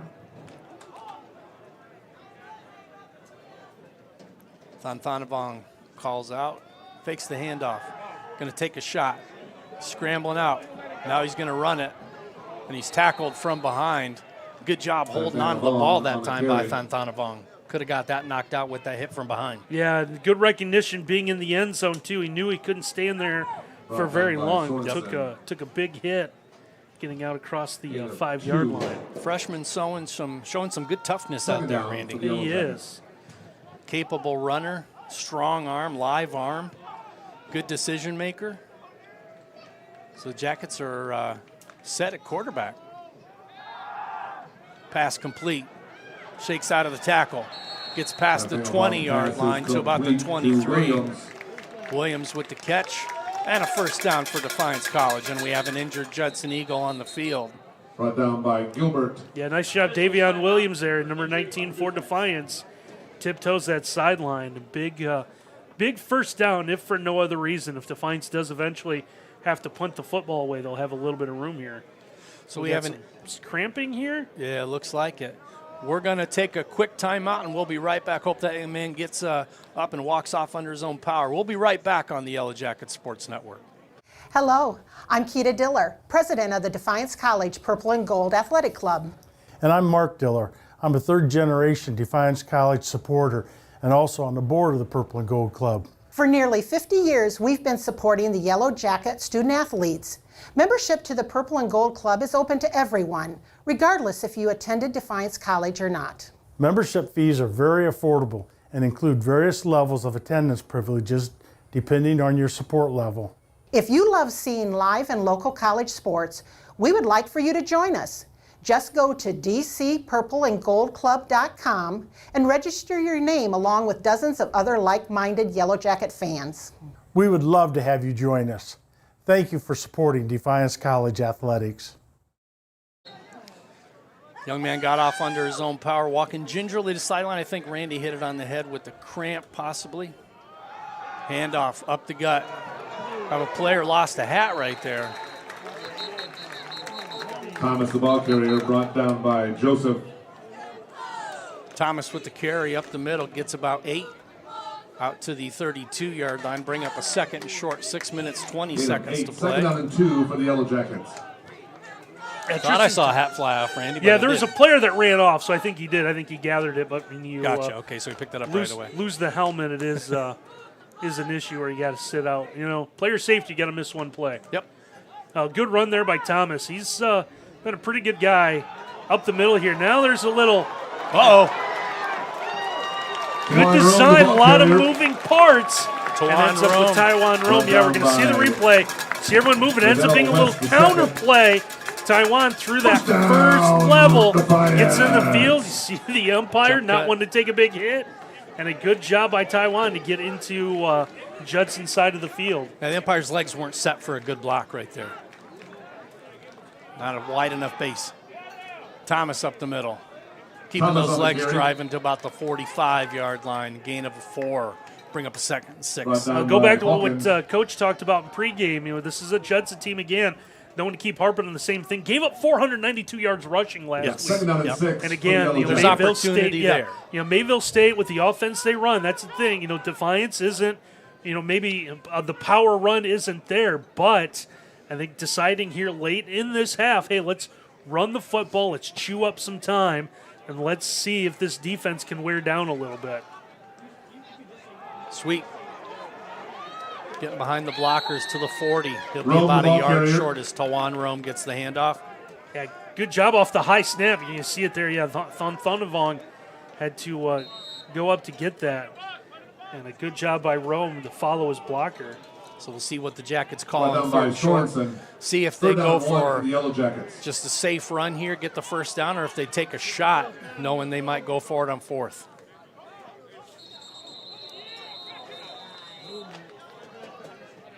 False start, I believe, on the Jackets. So that'll change the decision. False start. Offense. Number 79. 5-yard penalty.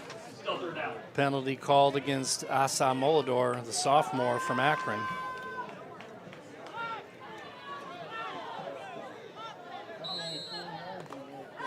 So that changes things a little. 3rd and 1 becomes 3rd and 6.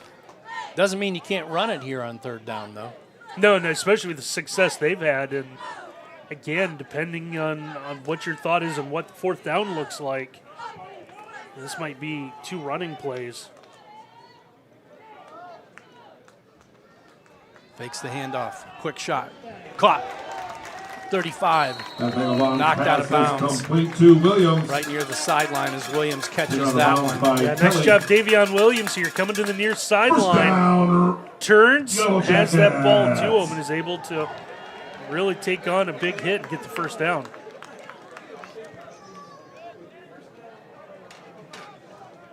So the Jackets keep the drive alive. 4 minutes and counting. Handoff up the middle. Good stop that time by Judson's defensive front. They got tired of seeing him run the ball on him. That was a good stop that time by 78. That's Bryden Miller, the junior D lineman out of District Heights, Maryland. That was a good stop. Got some big bodies on that D line. So it's kind of a surprise to see the teams running on Judson as well as they are so far this season. Thonavong dialing it back, taking a deep shot. It's caught! Touchdown! Pass is complete. Pass caught by Caleb Johnson in the corner of the end zone on the go route. Yeah, this is designed to go for the corner of the end zone. Thonavong lays this one out. Nice job. Johnson able to get separation, is able to turn all the way around. At the collegiate level, he just needs the 1 foot down. He's able to get it right in front of the pylon, sneaks his way in, and a big touchdown for the Yellow Jackets. 16-13 your score in the Defiance College scoreboard as Maryland comes out for the point after attempt. We have a stoppage and a timeout by Judson on the extra point. Interesting time for a timeout right there when you have 3 minutes and 20 seconds to play in the first half and you're going to get the ball back. So they'll take a timeout, and that'll give us a chance to tell you that Mark Moats Ford at our Ford dealership in Defiance, Ohio, we strive to provide you with top-notch service that no one else can offer. Whether you're a new or returning customer, you're going to be treated fairly and welcomed by our friendly staff. We believe in a family atmosphere, and that's because Mark Moats Ford has been family-owned for over 100 years. We also want to thank Service Master by McCann. Keeping Defiance College in pristine condition does more than create a good first impression. It also boosts productivity and keeps your employees safe and healthy. At Service Master by McCann, we understand how important a clean and safe environment is, and our cleaning experts work tirelessly to provide customized cleaning and disinfecting services to offices, businesses, healthcare facilities, and other spaces throughout Defiance.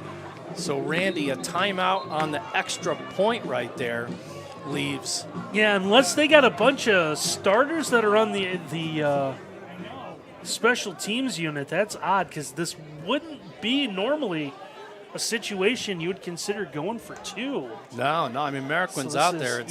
This isn't a fake. Yeah, I don't understand. I'd be surprised. Let me put it this way: I'd be surprised if it was. You want that 4-point lead. You want them to have to score a touchdown to take the lead here. Low snap, good kick, got it. Merrickman with the extra point makes the score 17-13 on the Defiance College scoreboard. 3:20 to play here in the first half. Big time pass by Thanthanavong right there for the touchdown. Yeah, and a nice catch again. Caleb Johnson did a good job making sure that he gave himself enough room, looking for that pylon, just able to sneak it in. And at Judson, there's still plenty of time, 3:20. You'd prefer to have your full complement of timeouts, but choosing to use one on an extra point, that's just interesting. Yeah, unless they have something planned. Maybe they wanted to set up something on the kickoff here, knowing they wouldn't get a big break, but that just was yeah, you get the 2-minute stoppage, the 2-minute timeout coming up. So maybe that's I don't to use a timeout. We'll see. Unfortunately, we don't have a sideline reporter to go ask. All right, thankfully. There goes the question. Why'd you call a timeout right there, Coach? None of your business. Who are you? Get out of here. Pretty close to how that would go. How'd you get over here? Yeah. Go back to your sideline, sir. Merrickman tees it up. Short kick. Fielded by the Judson Eagles. Uh-oh. Merrickman's going to have to make a stop here. Got him cutting back to the inside, but a big-time return out past the 45-yard line. Judson sideline wanted a flag, and they got one. It was almost like a suplex on that tackle, Randy. Yeah, it was pushed over to the sideline. We're going to see American try to reach out to come up with it. Ends up being, I believe, Gibson. He lifted him up in the air to tackle him. That's probably going to be a personal foul. That'll give Judson great field position and plus territory with still plenty of time to play. Now that timeout. Fouls on the play. Unsportsmanlike conduct. Number 19, Judson. The other one's got to be a personal foul against the Jets. Unsportsmanlike conduct. Number 5, the kicking team. Those penalties offset. So we'll just say first down from where it ended. Fair enough. Okay. And unlike the dual penalties before, they're not going to mark 15 off and 15 thankfully. back. I mean, again, for unsportsmanlike conduct, you get 2 of those, you're tossed. So, I mean, you got to keep an eye. That's the 3rd or 4th unsportsmanlike penalty called between the 2 teams. So it'll be interesting to see. Obviously, that's the first one on each of those players. Otherwise, that would have been a disqualification. Freeman, a little low on that rollout. Pass intended that time for Kay Coleman. He's had success, those drag routes coming across the field. And we just left a little short for Coleman.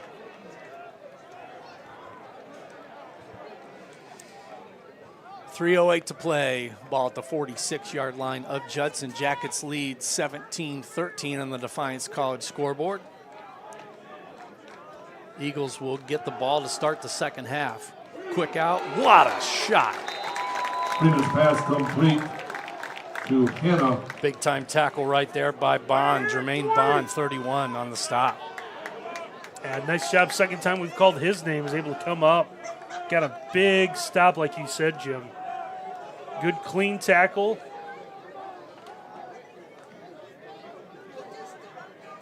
So a 3rd and long here for the Eagles.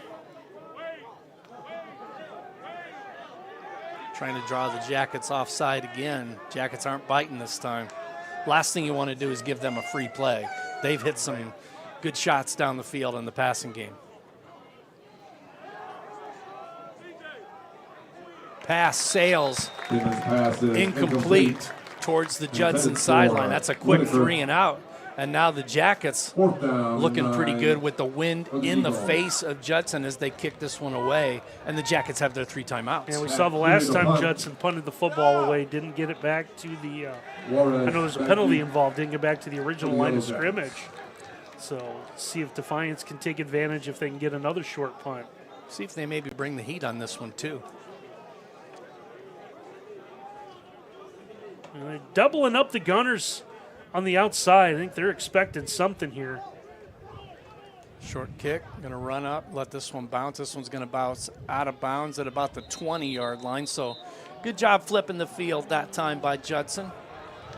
But, man, you can see the impact that wind is having. Once that gets up in the air, it just kind of stops. 1st and 10, Defiance.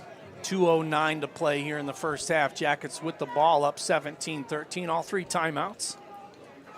Yeah, so the same things we said about Judson, we can now say about Defiance. Jackets, like you said, all 3 timeouts. We know we're going to get a stoppage at the 2-minute here after this play. So basically 4 timeouts at that point. Still have the full playbook available for Defiance, the way they've run the football. Yeah, you got to get the correct football in here and make sure is it in college? You have to use the opposing team's ball.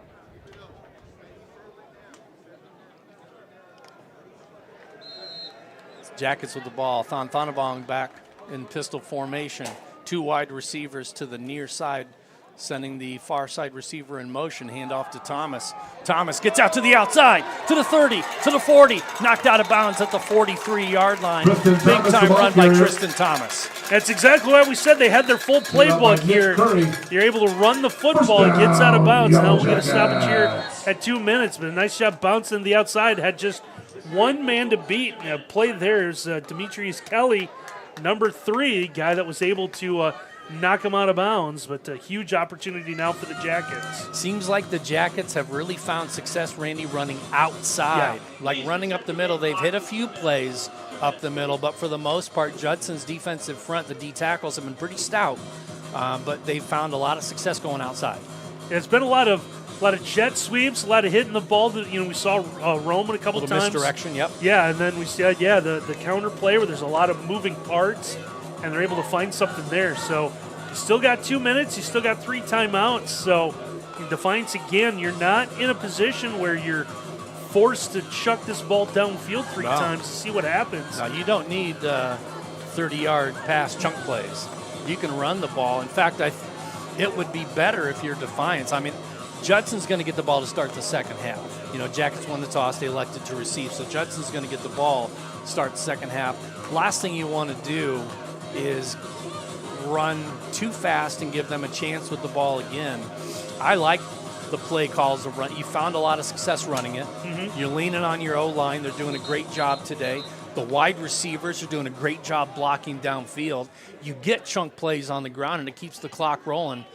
There's no downside to it that I can see. No, there's full playbook's there for Defiance. So don't be surprised. There's still 2 minutes and you're up across the 40 already. So don't expect or don't be surprised if it's not a couple more running plays out of the Jackets. Although they're in a non-running formation, but that doesn't necessarily mean they won't run the ball. Yeah. We've seen a lot of misdirection. And so we're going to see someone come in motion here.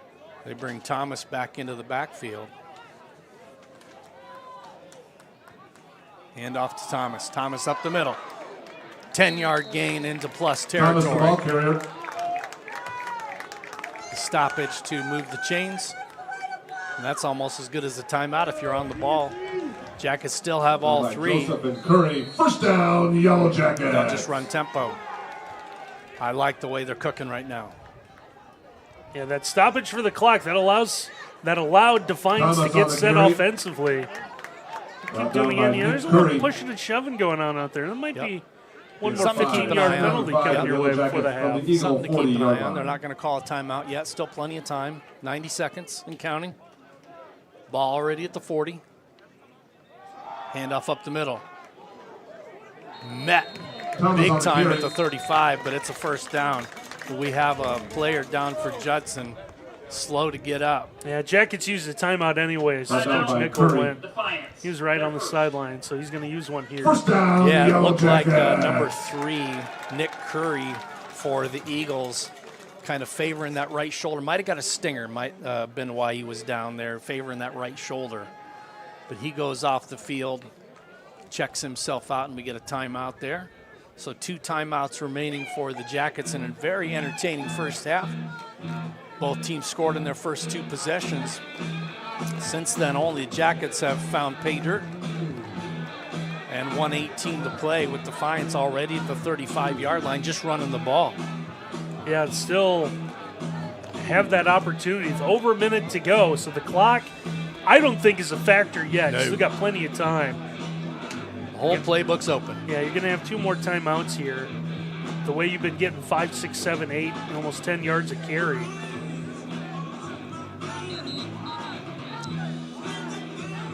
Really impressed with Thonthonabong so far today, Randy. Freshman quarterback getting his first start. The arm strength, the pocket presence, the poise, the decision making, the running ability. I mean, all the tools in the tool belt. He's doing a great job out there so far. It's no surprise that the coach believes in these younger quarterbacks. Offsides, take a shot, deep downfield. Caught! Inside the 5, first down. We'll check the flag if this is offsides, and I believe it is because the official is already nodding over to Coach Nickel. And I see the near side half coach saying, yeah, we're going to decline that. Great catch here by Gibson. Yeah, throw that one up with the penalty. Gibson able to go up and get it. Now I don't think there's any question you run the ball, right? I would. I mean, Judson probably knows that. You can't necessarily load the box for the run because you gotta honor the pass with 3 wide receivers. But a handoff up the middle is going to be stopped short. I believe we have a flag on the play. Yeah, it's thrown on the goal line or in the end zone. Hot mic.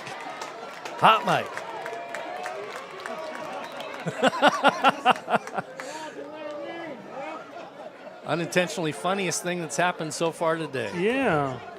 Now we're going to discuss what the penalty is here. Judson coaches in the box next to us. The don't crowd think so. yelling, get the football. Offside. Defense. Number 95. Take that penalty. Half the distance to the goal. Still first down, yes, sir. Clock stops on the defensive penalty, too.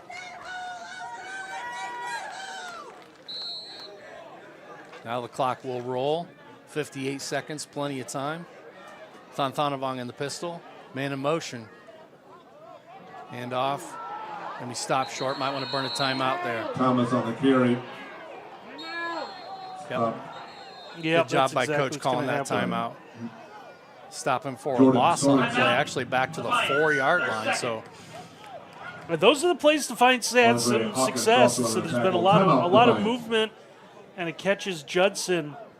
And now the problem is you're going to have a tight space here inside the 5.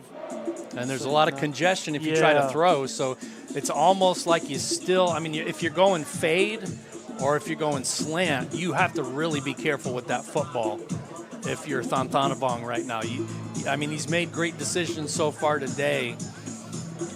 These are the times where you really test, the football IQ of your quarterback. You have to put the ball where only your receiver can get it. And he's passed the test so far today. He's passed the eye test. He's done everything right. But this is a big opportunity for Thonthonabong and the Jackets with 44 seconds to play in the opening half to go up double digits. Coaching staff for Defiance has called a great game so far. Judson came out hot early, but man, that missed extra point kind of took the wind out of their sails a little bit, and they haven't put the ball in since. Second and goal from the 4. Thanthanavong rolls out. Oh, big-time tackle by Judson. Yeah, Caleb Borum-Floyd, number 31, you're going to see here, reads the plays, able to shed his blocker, comes out. I'm sorry, that's 91, not 31. Yeah, 91 is Hassanin. That's just a big-time tackle right there. That's got to be a PI. He tackled him. Man alive, they got away with one there. Incomplete. Intended for Williams. I think Beasley on the coverage. For the Yellow Jackets. Beasley was all over him right there. Field goal attempt. You see Williams there at the end of that play, kind of hoping for a penalty. But that's a big stand right there for Judson. Snap it now before they get off the field. Try to get that yardage back. Not that it changed the decision, but low snap. Kick is up. Kick is on the way. Sneaks inside that right upright, and it's good. So the Defiance College scoreboard with 12 seconds left shows the Jackets up 20-13. Defiance 20, Judson 13. With 12 seconds left, you figure if they get a deep kickoff here and are able to pin them back inside the 30, they're probably just taking a knee, Randy, and going. I would think so, yeah. Heading to the locker room, only down 1 score. Yeah, I mean, we mentioned it. Judson's going to get the ball to begin the second half, so no need to force anything here. I mean, if you can get a big return, that's one thing, but a big return is still going to take 8-9 seconds. I don't know if Defiance is going to allow you to get a big return. Yeah, you might just kick you almost advocate a low line drive or just kick it out of bounds. Yeah, just squib it. Squib it to one of the up-backs who don't normally touch the ball, force them to do something with it. Rowe and they'll probably just fall on it. Judson. We'll see what Merriquin does.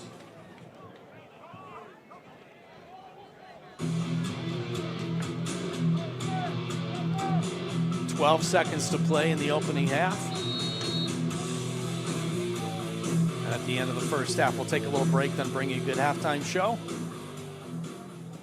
See if we get a guest up here for fair catch called on the kickoff right there, and that's Randy. I think even though the kick was deep and it had a return opportunity, I think they're thinking the same thing, that just fair catch, take the yardage, take a knee, we're out of here. Save them a little bit of time. Maybe they got something planned for the final 12 seconds. 25-yard line. I'd have to think they're just taking a knee here, even with 2 timeouts. The wind in their face, I don't see it. Ball at the 25-yard line.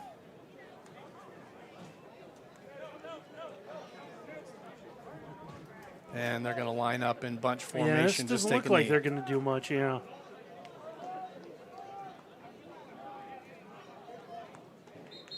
So that's how the first half ends, with Freeman kneel down. That'll take us to halftime. It's 20-13, Defiance College leads. We're going to take a quick timeout, then we'll have a special halftime guest, and we'll give you the halftime stats and much more here on the Yellow Jackets Sports Network.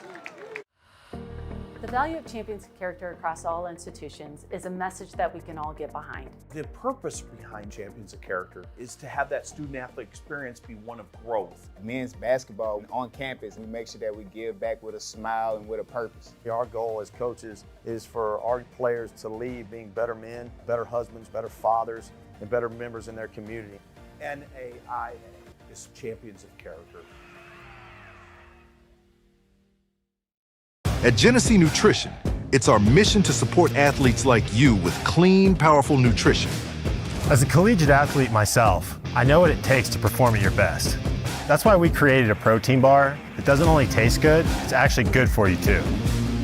Packed with 20 grams of protein, our bars help you recover faster, build muscle, and stay strong. Just what every student athlete needs. Grab a bar and live your life. Healthy, active, happy.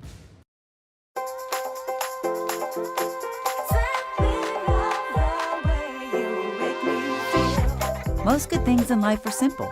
The same is true when it comes to our health and well-being. That's why Paramount Elite helps you Medicare simply.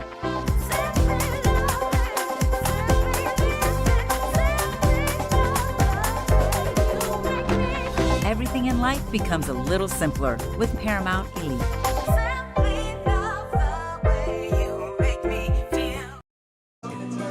We're back here at the Yellow Jacket Sports Network. Tiffany Sellers, the athletic director here at Defiance College, joining us. A successful home opener for the DC football team so far. They lead Judson here at the half, 20-13. Tiffany, it's been an exciting start to the fall season. Volleyball teams in action, soccer teams, men and women in action, golf in action. So been a busy start to the school year already. Yeah, it has. I think after today we have hosted almost everybody. Golf comes in a couple weeks, but that host a home meet or whatever. But yeah, we're excited.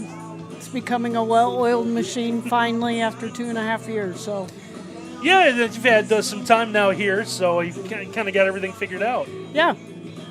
Yeah. So yeah, just talk a little bit how the season's gone so far for you. You know, our athletics are starting to get better.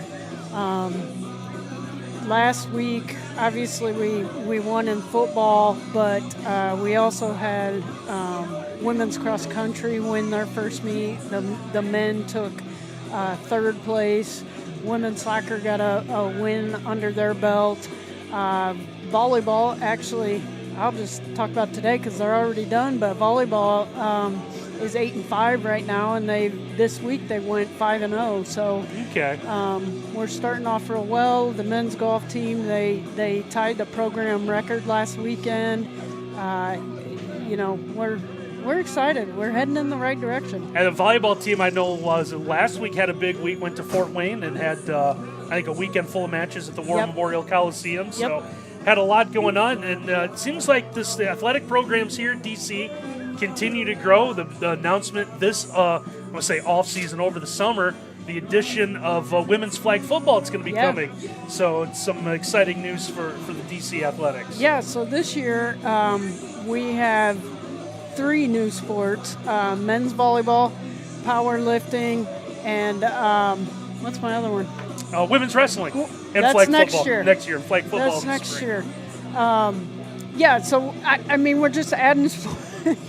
And it felt like there for a while we were getting press releases from the athletic department seemingly every week. Hey, we're adding this is happening. So there was a lot going on, and it seems to be just a ton being added to kind of help bring in. It's exciting. Yeah, it's it brings in more student athletes. I think at the end of the day is a big thing the college Bowling. is after. Yeah, okay, that's right. And you know the sad part was I was the one that started the recruiting for bowling. So women's bowling starts. I am so sorry, guys. So no, that's all right. Well, you're gonna need more of a staff to keep everything in order. Yeah, I you know, we've got all our coaches hired, and you know, once again, we found the best people for the job. So, you know, with 5 new sports in the last 2 years, it's been exciting, and it's just going to be a different outlook for Defiance College than it has been, you know, since I've gotten here. So we're having fun. Another change, we just got, I think, the basketball schedules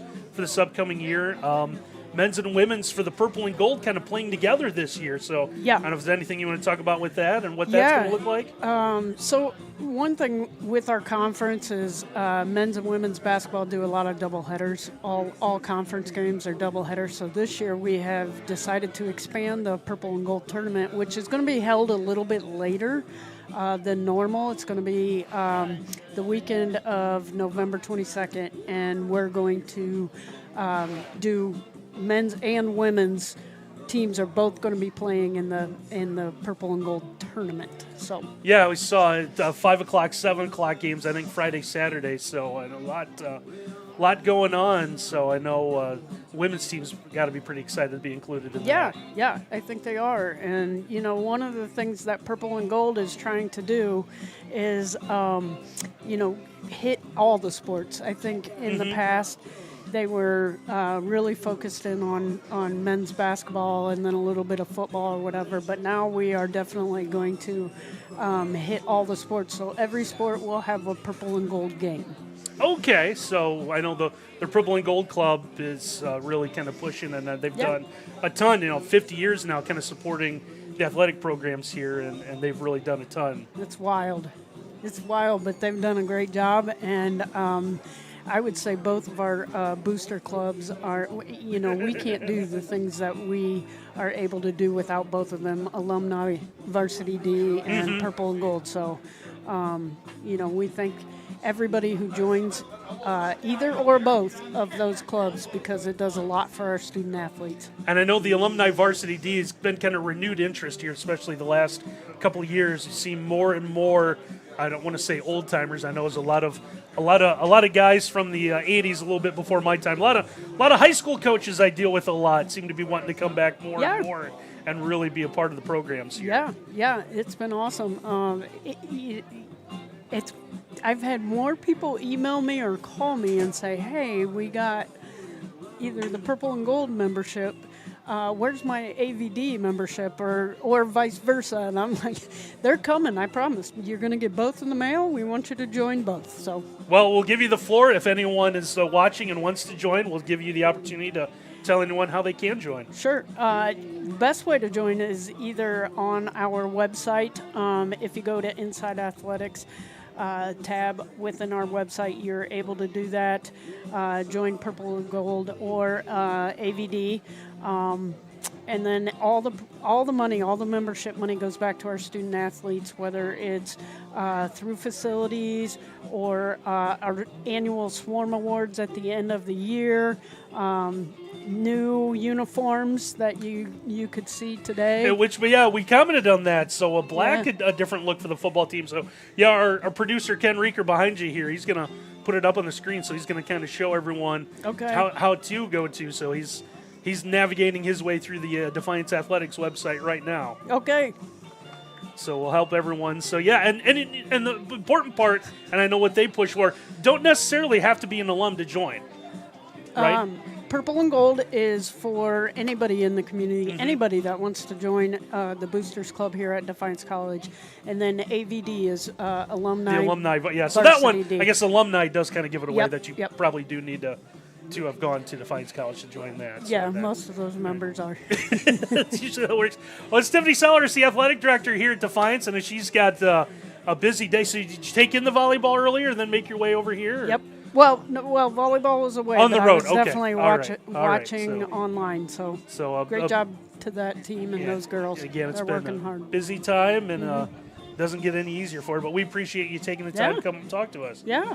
So that's Tiffany Sellers, the athletic director Thank you. here with the Defiance College, and we'll take a break here. Come back with some halftime stats on the Yellow Jacket Sports Network. Hello, I'm Keita Diller, president of the Defiance College Purple and Gold Athletic Club. And I'm Mark Diller. I'm a third-generation Defiance College supporter and also on the board of the Purple and Gold Club. For nearly 50 years, we've been supporting the Yellow Jacket student athletes.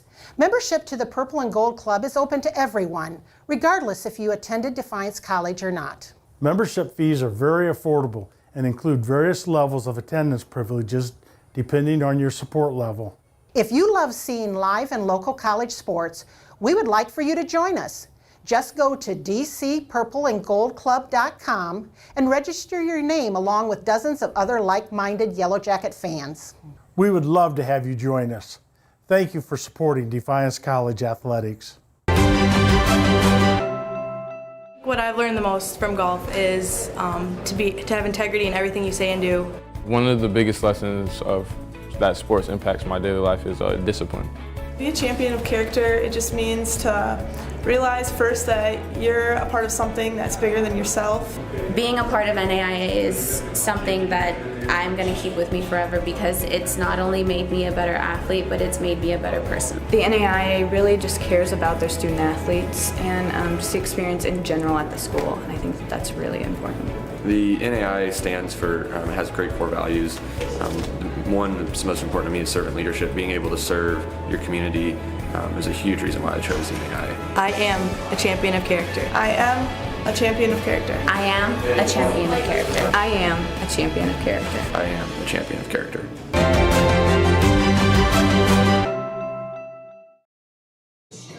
And back out at Caressel Stadium in Defiance, Ohio, it's Jim Bell. We want to thank Tiffany Sellhorst again And one sport that we also wanted to make sure we touched upon was women's bowling. We're certainly excited for all the new sports at Defiance College. So thank you to Randy Roberts and to Tiffany Sellers for that halftime interview. Let's take a look at some halftime stats. Pretty even in terms of first downs, 13-11 for Defiance College. Third downs has kind of been the tail of the tape so far. 6 of 9, 67% for Judson. Defiance only 1 of 6 on third down. But the total number of plays, dead even. The total yardage, man, that is a shocker given the score is only 20-13. Doubling them up and more. 350 total yards to 144, advantage Defiance. Jackets have a slight edge in passing, 145 to 122. On the ground, we had 205 rushing yards for the Jackets, only 22 rushing yards for the Eagles. And that's kind of how last week went as well. Judson unable really to get the ground game going. Got to credit the defensive front of Defiance College for slowing that run down, because that's on 17 rush attempts, so it's only about a yard and change per carry. So you look at the just that first half and kind of the way everything was going. The first 4 possessions resulted in points. Jackets unable to punch the first possession in, had to settle for a marking field goal, and then the second one was a touchdown for Defiance College. Judson scores 2 straight touchdowns, but then they missed the second extra point, hits off the right upright, and the scoring stopped at that point for the Judson Eagles. Jackets were able to get one more in, and then that 7-point advantage at the end of the first half there, 20-13. So a couple of field goals, couple of touchdowns for the Jackets, and that's kind of what's kept Judson in it really to this point. You look at that 7-point advantage, Jackets would have loved to have that be more like 24-13 at the end of that first half. But again, credit where credit's due. Judson defense really stood up on that goal line stand and were able to hold them to a marking field goal. So with 7.5 to go in this halftime, it is 20-13 Defiance College. And, we just, it's a thrill to have football back here in Defiance, and this will be the only home game in the month of September for Defiance College as Randy throws the headset back on. And Randy was just saying that it's hard to believe this is the only home game in the month of September for Defiance College. Yeah, kind of an odd start to the schedule. So started away, come home, and it's 2 straight away games and then the bye week, or an away game and then the bye week and another away game. So it's one home game for a month, and we didn't get into it, but I know Tiffany mentioned it. I had a chance to talk to her to start the halftime. Is after this week, it's a bit of a gauntlet for the DC program. They're going to see where exactly they stack up in this Mid-States Football Association. Now, today's game, even though Judson's a member of the Midwest and DC a member of the Mid-East, this game does not count in the conference standings. But you're going to go to Marion, you go to St. Francis with a bye week in between, and then St. Xavier. It's kind of run the conference comes here first Saturday in October. It's going to be a big game. So there's going to be some tough ones coming up here for the Jackets. Yeah, and I think one of the things that's interesting is you get later on into the season, you have that matchup with Siena Heights, and Siena Heights, for those folks who don't know, up in Adrian, Michigan, is actually closing its doors. This will be the last time, obviously, that the Saints come to town, but it'll be kind of 2 historic games for the Jackets really in one season. One, a team, the Rio Grand, that you played for the first time in 76 years, that they fielded a team, and then you get a team that's unfortunately playing its final football game in Siena Heights. It'll not that it's not that you wax nostalgic or anything like that for things like that, but it's just interesting, the way the season shapes up, that you'll have a couple of real noteworthy games like that. But that St. Francis team's tough. All the teams that they have coming up on the schedule are going to be tough teams, and the Jackets, this early season, just trying to not only make improvements from last season, but also try to put a nice little winning streak together and get things going. They're going to need to build the momentum and the confidence as much as they can, because like you said, they're heading into a really tough part of the season coming up, and it's early. Yeah, and there's a huge opportunity here. It's a Jacket team, wants to try to go 2-0 for the first time since 2001 here. Is going to take a look at some of the individual numbers for you now, Jim. Marcus Freeman, 15 of 20 for 122 and a touchdown. Very efficient first half. Problem is the ground game. Harrison Hanna, 9 for 21. Tyler Johnson, 3 carries for 2 yards. And then Freeman, not really as much of a runner, more of a pocket passer. So you see those 5 attempts for -1 yard. Whitaker, 5 catches for 58 yards. Rowe, 5 for 39. Alexander had the touch, 2 for 17, and Hanna out of the backfield, 3 for 8.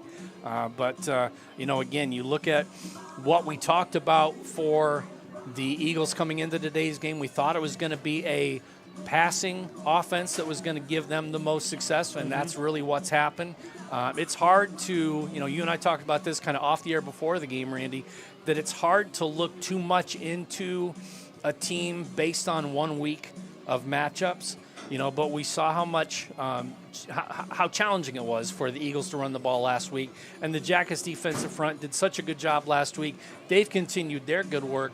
And again, it's been difficult for Judson to run the ball so far. Yeah, this is coming off the heels. They set a school record with allowing -50 yards rushing against Rio Grand. So trying to keep that momentum coming, and you see a total of 22 yards on the ground for Judson so far. So the Jackets trying to keep that going. Now the penalties is a thing again. They got to clean up, and that's something that I'm sure was addressed in the locker room at the half for Defiance. Ethan Thontanavong, 7 of 10 for 145 yards and a touch. And Tristan Thomas, over 100 yards so far in the first half. 15 carries, 113, given 8 yards, almost a rush and a touchdown. Rome with the misdirection on the sweeps, 3 for 43, 14 yards a carry. And so, you look at Thontanavong, and we looked at the 2 deep coming into today, and Garrett Mansfield, the sports information director, had given us a heads up that there was going to be a change, and you and I kind of make assumptions before we see the new 2 deep. What the change is going to be, what it's going to be like on the O line, going to be maybe a player subbed out or whatever based on last week's performance or injuries, and then we see 2 freshmen on the 2 deep for quarterback, and we think, what's going on? Because, Warren played a good game last week. Yeah, he counted for 4 touchdowns. Yeah, you can't get much better. But Thontanavong he's passed the test so far in that first half, making great decisions. Live arm, getting the ball out with some zip. Sailed a couple, but I think both quarterbacks, Freeman did that as well, sailed a few. But the ground game really, the balance between the run game and the pass game for Defiance College, very impressive so far. Yeah, they've done a really, really nice job, if nothing else, taking what the defense has given. There's been a couple of times Thontanavong has kind of forced the ball out, but the Jackets have really done a really, really decent job trying to run the ball in run situations and having the full playbook. Even despite the penalties, Jackets really haven't put themselves in a ton of bad situations. Yeah. It just seems like the penalties have come, 2nd and 1 has been 2nd and 6, or 1st and 10's been 1st and 15, maybe 1st and 20. But even then, with some of the explosive plays the Jackets have had, been able to turn those into, manageable 2nd and 3rd downs. The State Bank provides a full range of financial services for consumers and small businesses, including wealth management, private client services, mortgage banking, and commercial and agricultural lending, operating through a total of 22 banking centers, 19 in 9 Ohio counties, and 1 center in Fort Wayne, Indiana, and 23 full-service ATMs. We have 5 loan production offices located throughout the tri-state region of Ohio, Indiana, and Michigan. So that is it for our halftime show. And the Defiance College scoreboard again shows it 20-13 DC leads over Judson. So we get ready for the start of the second half. Jackets won the opening toss and elected to receive. So as we mentioned before the end of that first half, the Eagles will get the ball to start the second half. What are you looking for in the Eagles coming out here for the third quarter? I think they're going to try to reestablish what they did successfully. They had some success getting the ball out quickly to their receivers. Kind of got away from that. Defiance did a good job kind of covering those up. But we'll see what happens with that Judson offense. Combs and So Marking Porter's tees it back up. for Jackets wearing those black unis with the gold helmets. And the ball blows off the tee, or the ball falls off the tee, I should say. Second time that's happened to Marking so far today. I'm going to say my second favorite part of football is the kicker can't just put the ball in the tee. An official has to run in And it did it and again. then get it again. Yep, so now someone will have to hold it. Yep, the official's got to come back in. Does he think blows there's like off twice? Yeah, does he think there's like a trick football? Like why can't the kicker just put it on the tee? Like why does the official need to come in and He has to verify. Yeah, I guess. Yep, it's the same ball. Yep, it's still a football. It fell. I saw it. So it's going to be held for Marking. The wind at their back on this kickoff. This one goes to about the 6-yard line where it's caught, bring it up to the 20, to the 25. Good tackle by DC on that return. It might have been number. Down by Trent Barraza. That's Trent Barraza. Number 30, yep. Yeah, big running back from Columbus Grove. Guy had another guy that's had a ton of success at the high school level. Barraza saw a limited playing time in the backfield last week, but guy that's earning some reps in special teams right now. Yeah, and that just tells you how deep the running back committee is for Defiance College when you have a guy that talented is playing special teams right now, just earning some PT. Swing pass complete to Whitaker. And again, saw it first play there, trying to get the ball out. You see the replay. He's getting the ball out, trying to get it to the outside. Nice job. You see Whitaker gets out of bounds. He's got 4 black jerseys right there. Though he did get 5, it didn't look like it was that much on first down. No, it looked like that was about a 2-yard gain, but he's able to turn the corner just a little bit and pick up 5 on first down. Freeman hands off, runs right into a defender. And he could have taken that handoff from Freeman. So that was a nice stop right there on second down. That's a good stop by Mays, number 93. Yeah, I think Nieves, number 99, in there as well. It's second time. He's kind of stuffed that right in the middle. You're right, Randy. So it's been tough for Judson between the tackles. There hasn't been a lot. We talked about it, 22 yards rushing. That hasn't been a lot success, period, but especially between the tackles. So a third down and long for the Jackets. Pass caught just past the sticks for the first down. To Alexander. Alexander with the catch on the sideline. Grant Alexander had a quiet opening half. I think just 2 catches for 17 yards, I think, and now it comes up here. Big conversion. That's the next step for Defiance. Had a chance to get your defense off the field, and instead Judson comes up with a big conversion. Run up the middle. Gets stopped by the D-line again. It looked like he was going to be able to squeeze through right there, but instead D-line slows him down. Harris on the tackle. David Folks also give him a yard.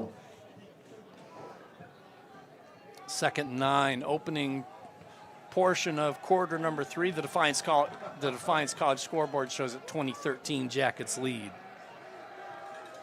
Freeman with a man in motion. Handed off to him on the jet sweep. That's a big-time stop right there by DC. That's Tyshawn Woodson, number 13, sophomore linebacker. You're going to see here, reads it. You see his 13 coming over. Nice one-on-one stop. He doesn't make it. There's 2 more Jackets defenders waiting. Third down. That's good pursuit to the ball right there by the defense. Yeah, he's coming over from the hash. Nice job. 3rd and 7 for Judson. Oh, how was that not picked? Threaded the needle right there to Whitaker. Yeah, it's going to be Whitaker this time. It's 2nd time in a row on 3rd down.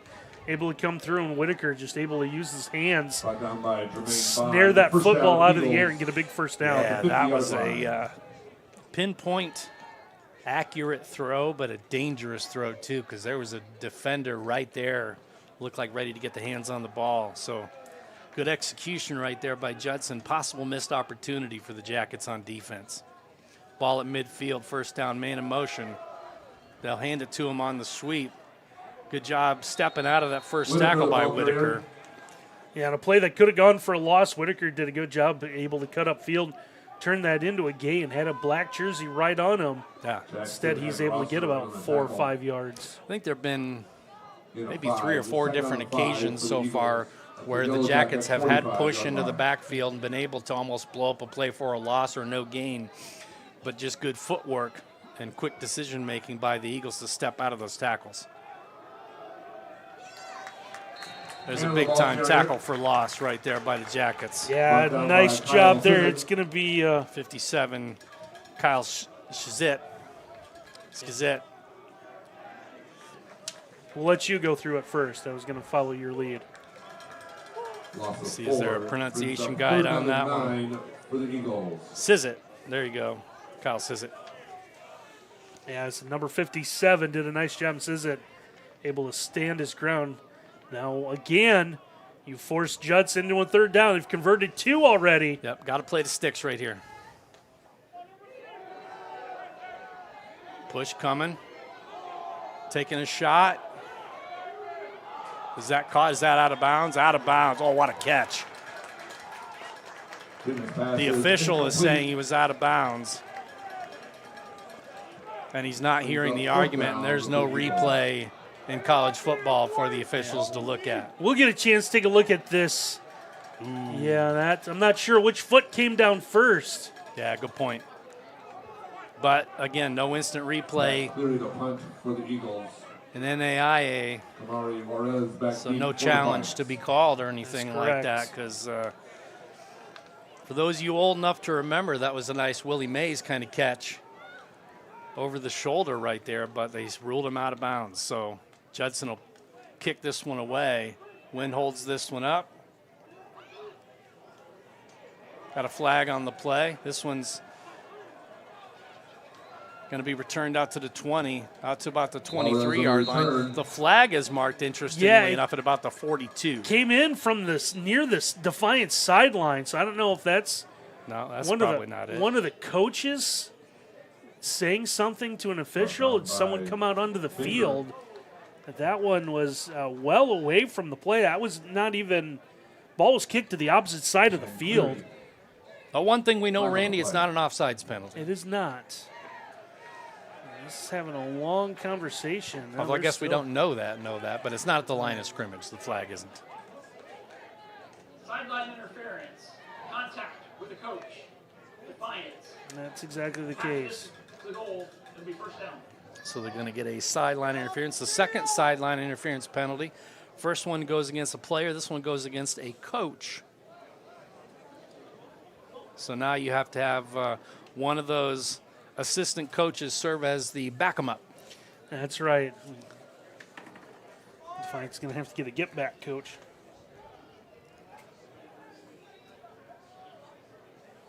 So this one will be marked all the way back to the 10-yard line. So after the penalty, first down and 10. That's where the Jackets will set up shop. 10 minutes, 16 seconds to play here in quarter number 3. Jackets lead 20-13 on the Defiance College scoreboard.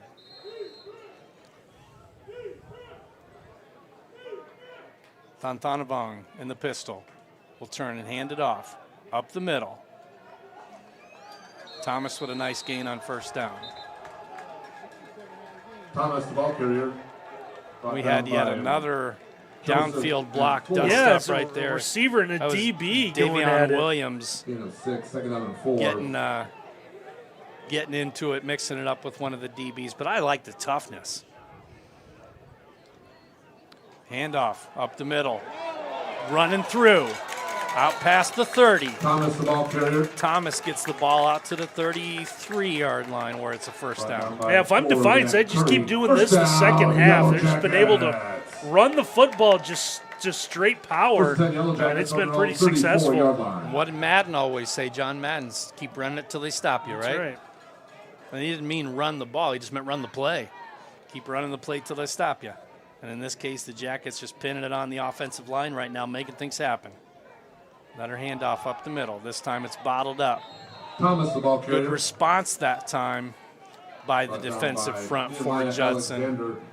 Tackle made by Miller, got at least half that tackle, the big 6'2", 320-pound D lineman out of District Heights, Maryland. We've called his name, I think, a couple times today. So second and 12 after the loss. See if that forces the Jackets into a pass or if they're going to run the ball again. Nope, they're going to run the ball again. Make them stop them. Thomas, the ball carrier. Thomas with a nice carry. Brought down by Brennan Miller. Miller with the tackle again. Good job not over pursuing that time by Miller. Staying in his spot, waiting for the play to come to him, and he was able to pursue, bring the ball carrier down after a short gain. 3rd and 11, and now what's almost an obvious passing down for the Jackets, or passing situation. 8:20 to play here in quarter number 3. 2013 Jackets lead with the ball.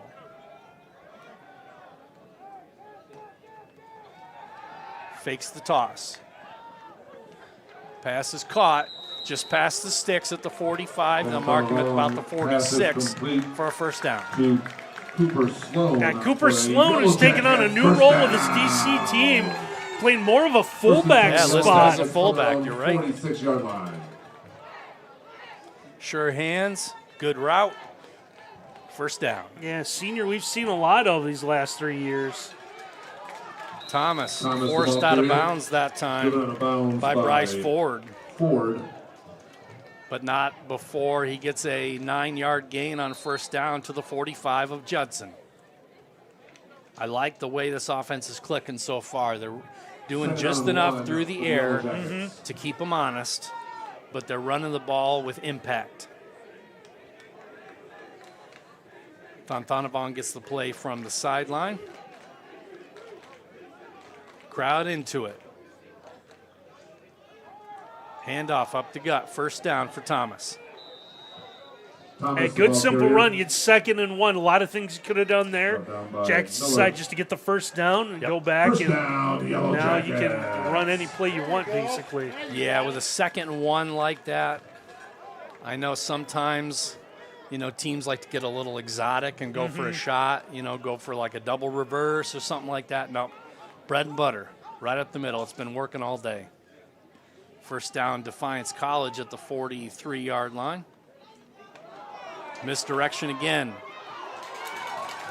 And that's Tawan Rome again. Yeah, second time we've seen that shovel pass. They're going to fake, running the option. Rome's going to come the opposite way, this time to the left. He's able to turn the corner, does a nice job making a man miss. And he gets into that second level before he gets knocked out of bounds. And that play is working today. Can't run it too much. Thomas up the middle. Gets through the initial line, gets into the linebacker's territory. Big time first down. Move the chains, and that was actually not Thomas. Tevin Lewis Johnson. Subbed out, getting fresh legs in there. Lewis Johnson, another strong runner with a strong legs out there. Hand it back to Lewis Johnson. Lewis Johnson up the middle. Taken down, lost his footing, Johnson, the ball carrier. But not before a nice gain on first down of about 6. You can see that low center of gravity for Lewis Johnson, listed at 5'6", but 200 pounds. Strong lower body. You can see how big the legs are. Yeah, one guy we haven't seen yet is Cam Turner. Guy played a little bit as a freshman last year. They've gone to Lewis Johnson. Now here's Fontanovan. Fontanovan with the keeper. And now we get a penalty, and this one I believe is going to go against number 7 for the Eagles, which will be Bryce Ford. We'll see who they call it on. But this looked like it was the last guy who did the damage, and the last guy who did the damage was Bryce Ford from this vantage point. Yeah, I actually missed it. I was looking at something else. It was another dust-up block. Once again, you had Davion Williams locked up. After the play was over, personal foul, number 7, the defense. Half the distance to the goal, first down. So you've seen the wide receivers, and this is something that I wish we had an opportunity to do another coach's interview coming up this week. Really give a lot of credit to the wide receivers for the Jackets for their willingness to get in there in the mix and block downfield. They are doing a champion's work today. Coach Nickel did mention that in the pregame show. You know, you wanted to give credit to the offensive line, and I believe it was Coach Nickel that also said, hey, let's give credit to the guys on the outside that have to block He's too. got it. And they've done a workman's job today. I mean, the passing game has been clicking when it's needed to, but man, the success has mostly been on the run game. Here's a run up the middle. Flag on the play. Preliminarily, the play is a touchdown. This flag is back near the original line of scrimmage. This is going to be offsides on Judson.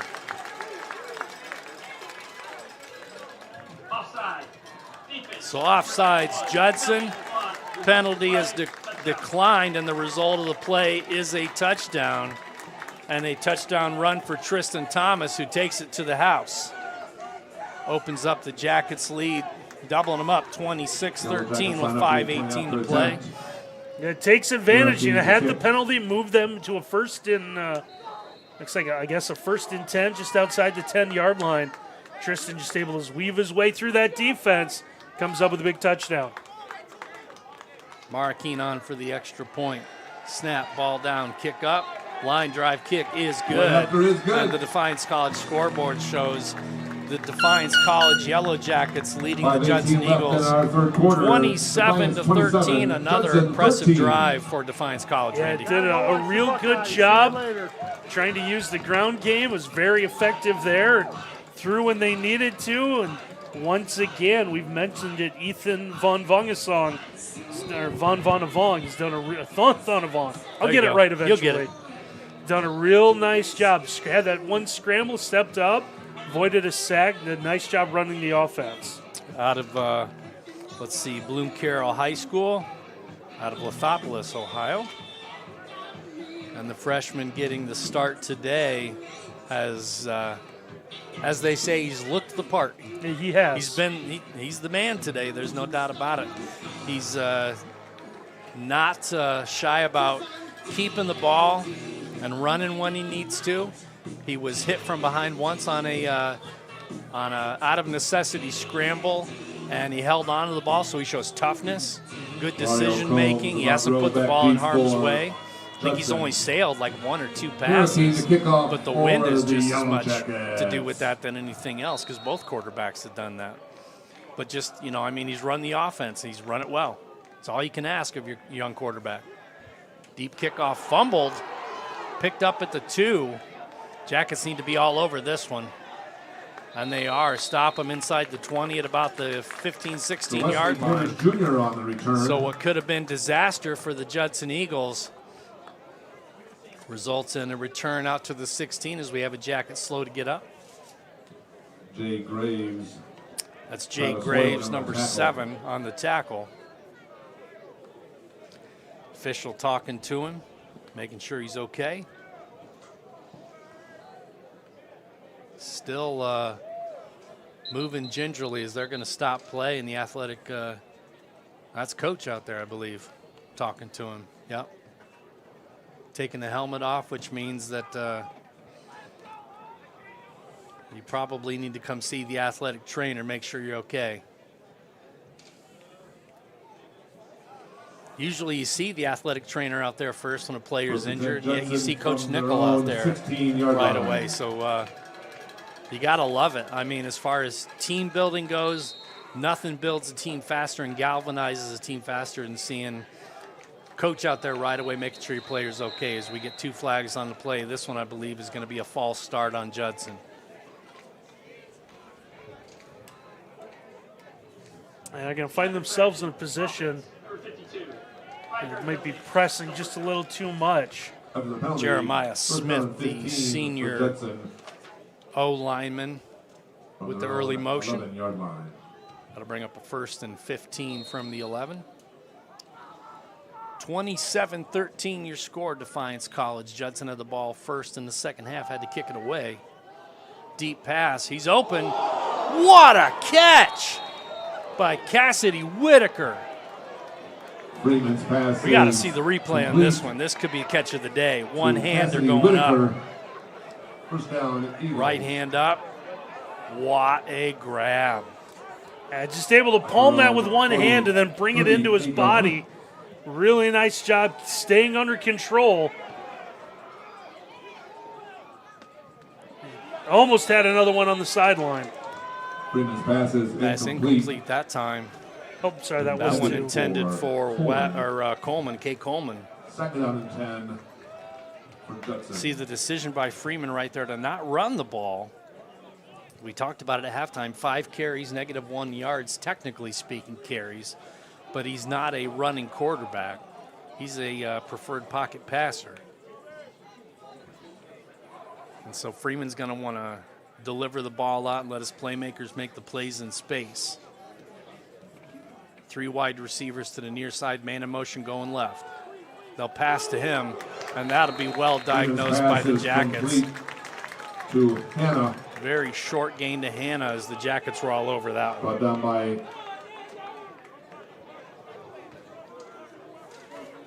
was that Bond, 31? Or no, 34. Yeah, it's going to be Aaron Britford.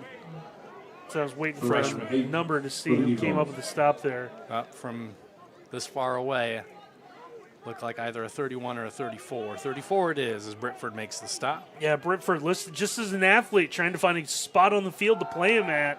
He's had a couple of big sticks already. Another great catch. Freeman's pass is complete to Rowe. That's going to be Avant Rowe, who had Rowe. a couple big down. catches early, did another nice job here. You're going to see the soft hands and then able to bring that into his body. Yeah, they're finding the soft spot in the coverage right there, and it's usually kind of over the middle in between the hashes. Great catch again. 2 great catches, highlight reel catches on this drive. Freeman with a man in motion. Fakes the handoff. Swing pass. Breaks the corner. Heads up field. Freeman's pass Good job that time by Coleman again out of the backfield. Brought down by Again, Travis it's just Hoyle. they're trying to find the matchups they like, getting the ball to the playmakers and trying to let them do something in space. It's Second down a and great 3 for concept. Judson. The Jackets are At the Defiance 36-yard line. giving them a little bit of cushion on the coverage. Now they see they're stepping up in coverage. Good run right there. Keep the defense honest. Hannah on the carry. Yeah, Hannah gets them about 6. Back to Harrison Hannah. Haven't seen a lot of him Brought down by Seth in this Gavar. second half, but able to run the football there. First down, Judson. Harrison Hannah slow to get up at the end of that play. They'll sub him out. First Bring and back 10, in Judson Tyler at the Johnson. Defiance 32-yard line. Hannah didn't want to come out right there. He's like, I know it took me a minute to get up. Just let me play. Let me play, coach. Throws his helmet on the sideline in frustration. Man in motion. Handoff up the middle. In there. Tyler Johnson, the ball carrier. It's a chess game. Brought down Yes, by I think Chris Tyler Cunningham Johnson Sawyer. just might have better success against this Jacket defense. Just a bigger body can take the hits up the middle. Defiance is, again, between the hash marks have really clogged it up and made it difficult for Judson to run the football. 2 minutes and 7 seconds and counting here in quarter number 3. Jackets up 14, 27-13. Handoff up the middle. Bounces it off to the left. This one might be a house call. 20-10, reaches out. They're going to mark him just short. Yeah, nice job, Tyler Johnson here. You're going to see where this is designed to go. Up the middle. He's able to bounce this one to the outside. Bumps off his own lineman right there, and that was actually a good break for him. Someone tries to go with an arm tackle, and a nice job getting enough just to push him out of bounds there. So Jermaine Bond, the freshman, able to stop. Timeout, yep. Yeah, I think Defiance has caught too many men on the field. They're first. Coach Bill Nickel calls the timeout. We're going to take one with them. 1:44 to play here in quarter number 3. Jackets up 14, 27-13. We'll be right back.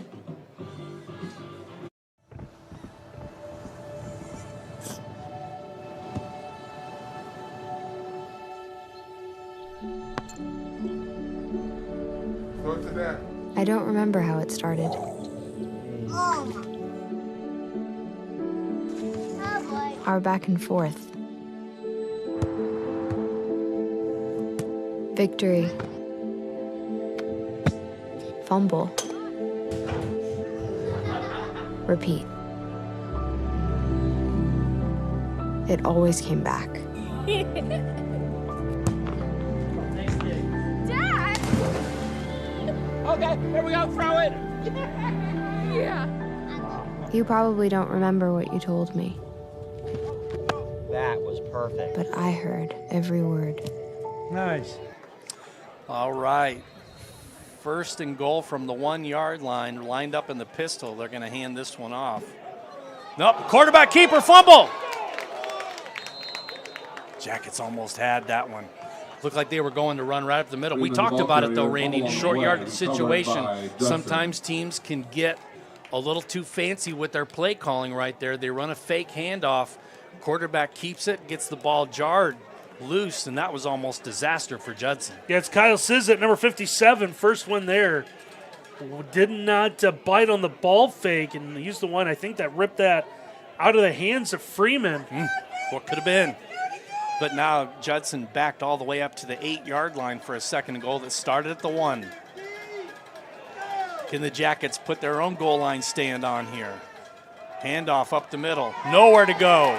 Jackets back them up to the 12, a loss of 4. Yeah, Johnson once again was trying to get away with bouncing to the outside. Tyshawn Woodson, sophomore linebacker again, number 13 for the Jackets, able to come up with a huge stop. You can see the frustration after those last 2 plays on the Judson Eagles right there. You have the ball at the 1, you have a chance to cut it to 1 possession. You fumble, and then you get tackled for a loss. I mean, Judson needs this touchdown right here.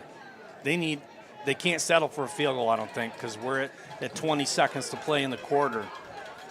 Back to pass. Caught. Does he fumble it? Is that DC ball? And Defiance players think they have the football. Whitaker, fumble on the play. I know Whitaker was trying to stretch out. We're going to take a look at the replay. You're going to see after he catches this, he's going to try to stretch this out. The ball does come loose. Does it break the plane before? That's the thing. Does it not break the plane, and does it get knocked loose? This is a big call, obviously, but this is a big call.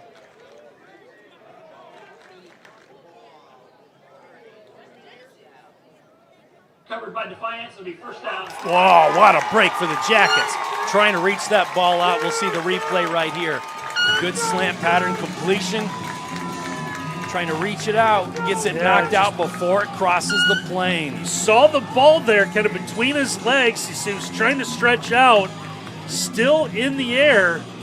Fortunately, the mass of humanity is going to make it difficult to see who ended up recovering that fumble. But Whitaker just trying to make a play. Like you said, they knew they needed a touchdown. Whitaker's going to be right there. Jackets are going to get this at their own 3-yard line, but a huge play for Defiance. Now you're going to run a play, run out this 3rd quarter, take a 2-touchdown lead into the 4th quarter. Thanthanavong back in the pistol. He'll turn and hand it off. They'll get out to about the 5-yard line, which is where the quarter will end. We're 3 quarters in the books. We're going to step aside for a quick moment.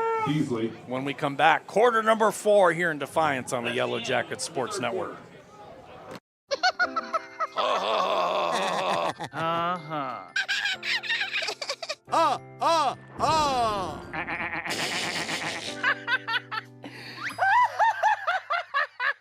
Elmer loves to giggle. Elmer's mommy told him that laughing can help when you have a big feeling, like when you feel happy. Make sure to celebrate when you're happy and laugh it out. Love your mind. Back out at Defiance College, I want to say thank you to Metzger's Printing. Metzger's is your marketing solutions provider, specializing in multi-format commercial printing, cross-media marketing, and fulfillment services. At Metzger's, we thrive on providing innovative solutions and quality service. We invite you to tour our site to get an idea of the tremendous range of services we offer. We also want to say thank you to Paramount Healthcare, a proud sponsor and health plan provider of Defiance College. offering a full range of health insurance plans and services to suit your healthcare needs. Paramount by ProMedica is health insurance by healthcare professionals.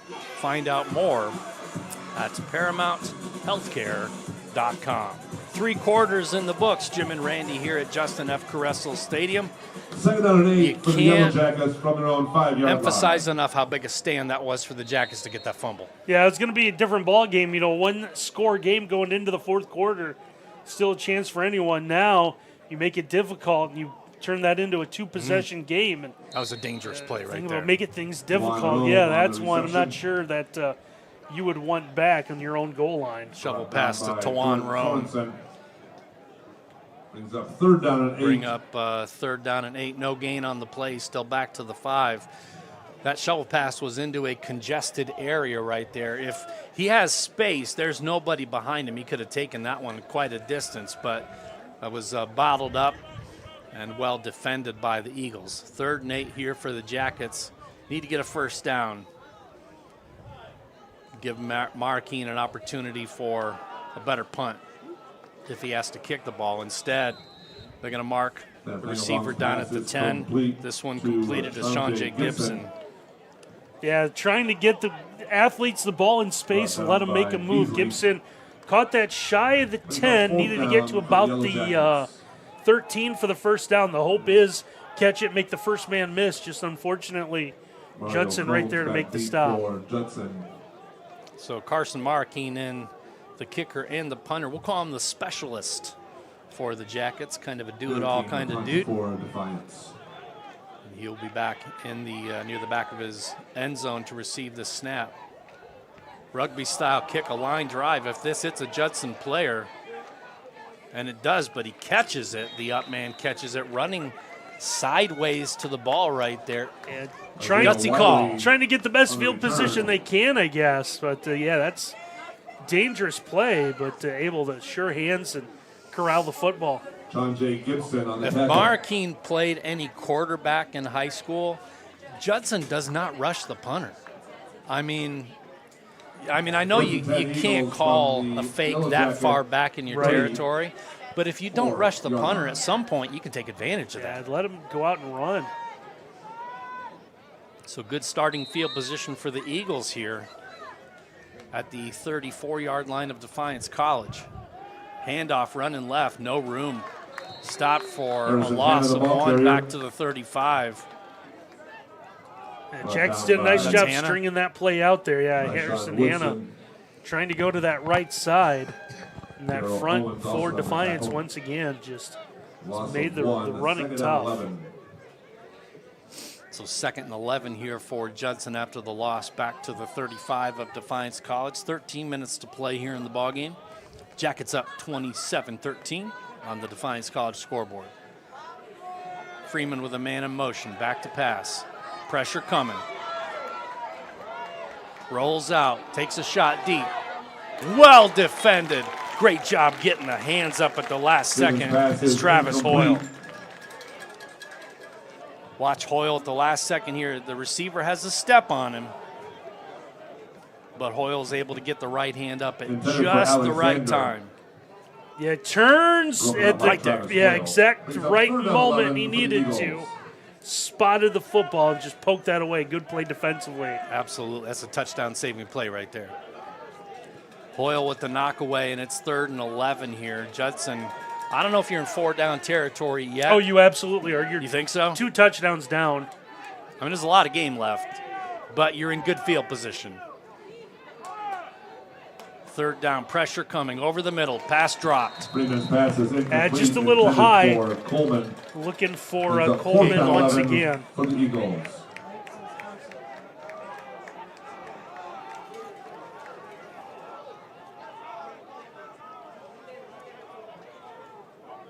So 4th down. So 4th down coming up for the Eagles, and Randy hit it right on the head. It's 4-down territory. Yeah, I think you're too close in. You can't punt the ball back right now. No, you need 2 scores. Good catch. He might be. He's got the first down by a yard, by 2 yards. Yeah, Vaughn Rowe once again steps up. Middle of the Brought field, down by comes up with a big Antonio play. Rosser. First down, Able Eagles. to take that hit, get enough At for the first Yellow down. Jacket, 22-yard line. So Avant Rowe, the 6-foot senior out of Cincinnati. Big catch, keeps the drive alive. Handoff. Able to bounce that one back to his right. And again, a play that could have been tackled for a loss. Good job stepping out of that tackle and getting a few extra yards. Second down and 5 for the Eagles. Just under 12 to play in the second half. Yeah, they're going to have to blow that play dead. Unabated of the quarterback.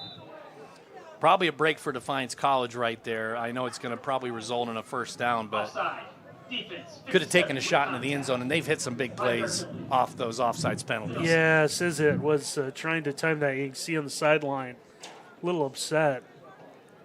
That will result in a first down. And unfortunately, it is going to give Judson another first down. I think if you have to have something bad happen right there, though, I'd rather have a 5-yard first down than a pass into the end zone that could have resulted in a touchdown. Yeah, I agree. So fresh set of downs for the Eagles. They can get a first down inside the 5 at about the 3. Pass complete. Pushed out of bounds. Nice gain that time by Grant Alexander Jr. 6'1", 185 out of Chicago.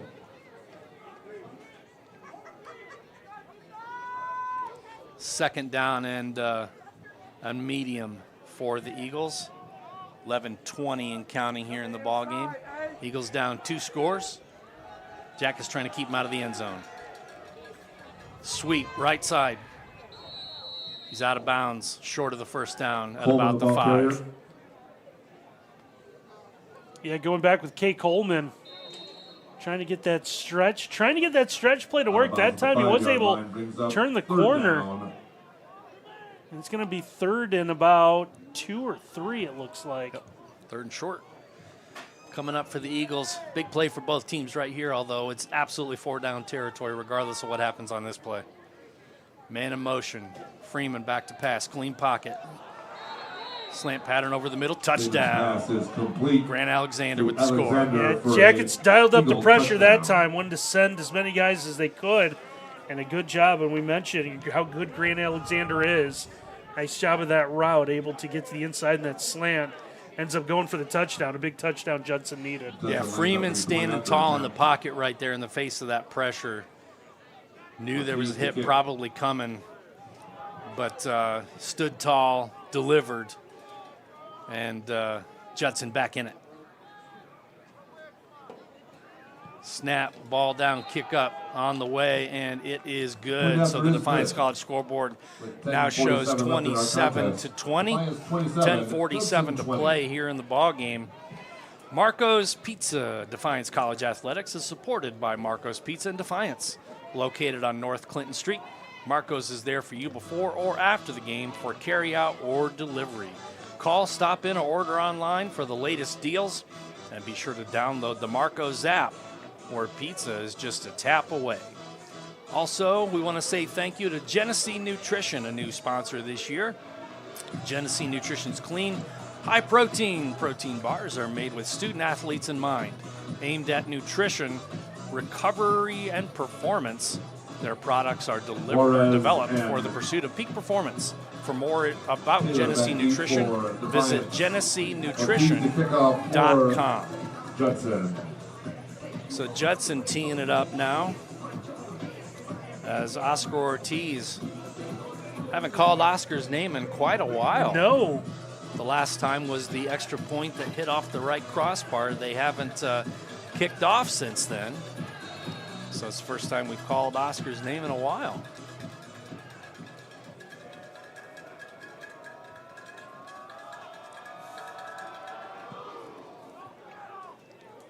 Deep kick back to the 5. Jackets return to the 15 to the 20. Cuts it upfield. Uh-oh, one man to beat.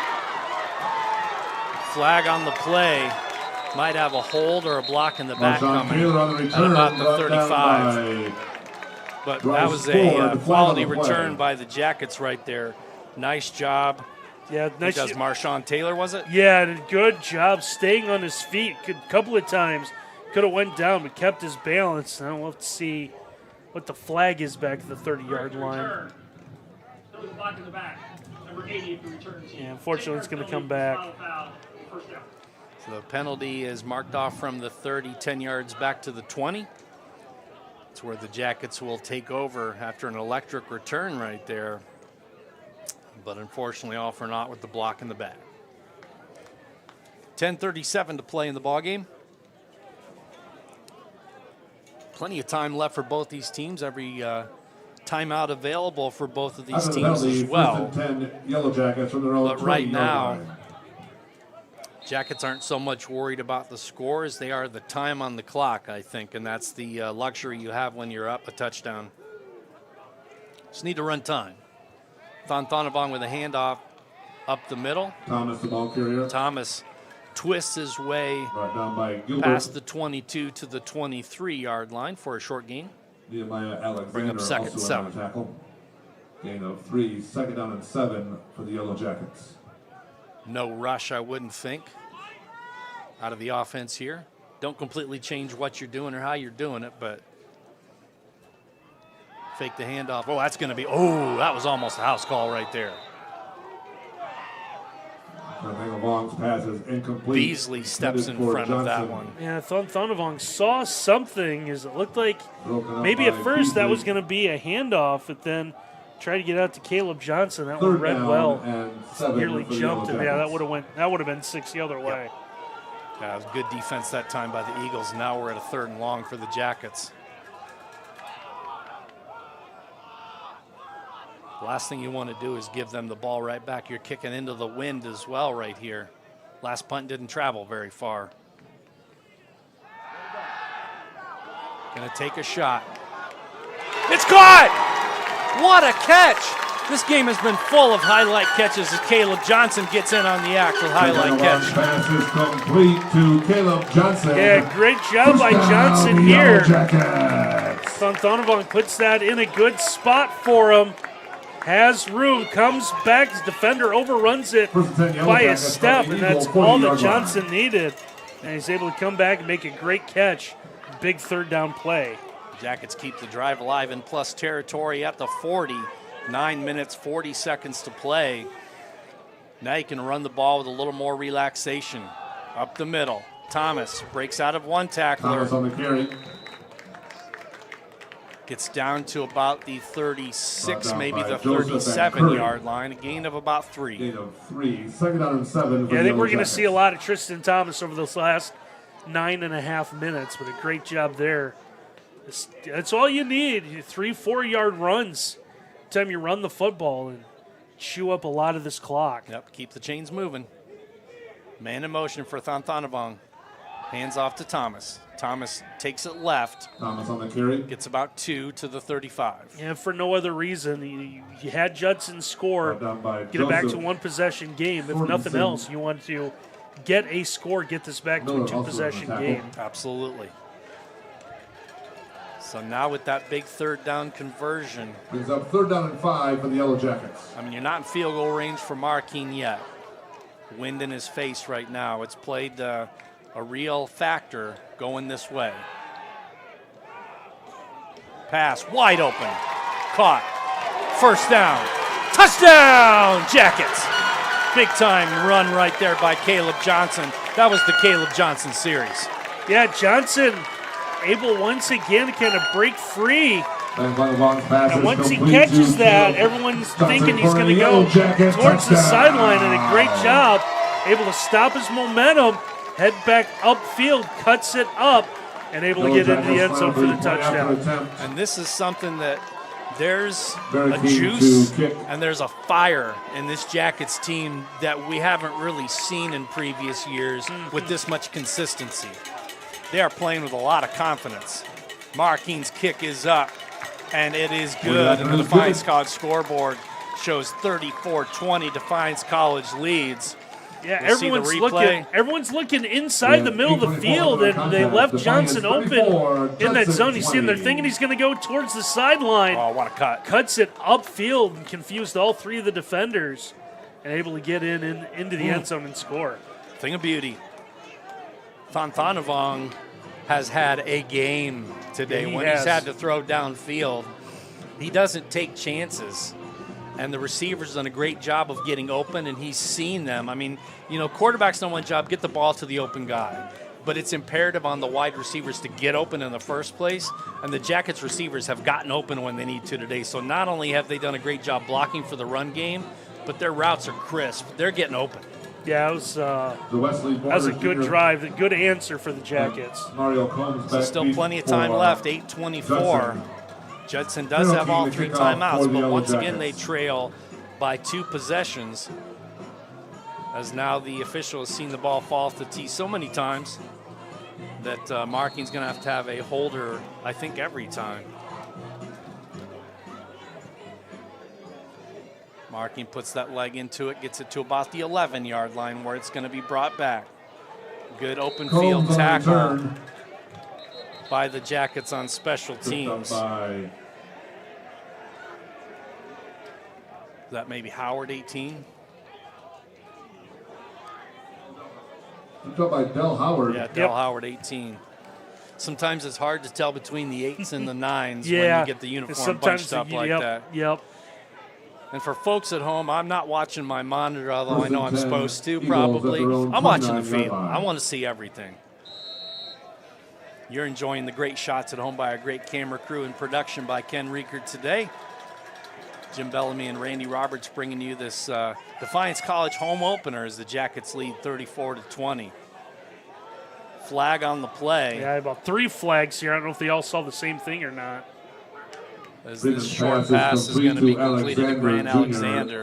Coach Nickel was stating his case to the official working his side here, so we'll see what if all 3 officials saw the same thing.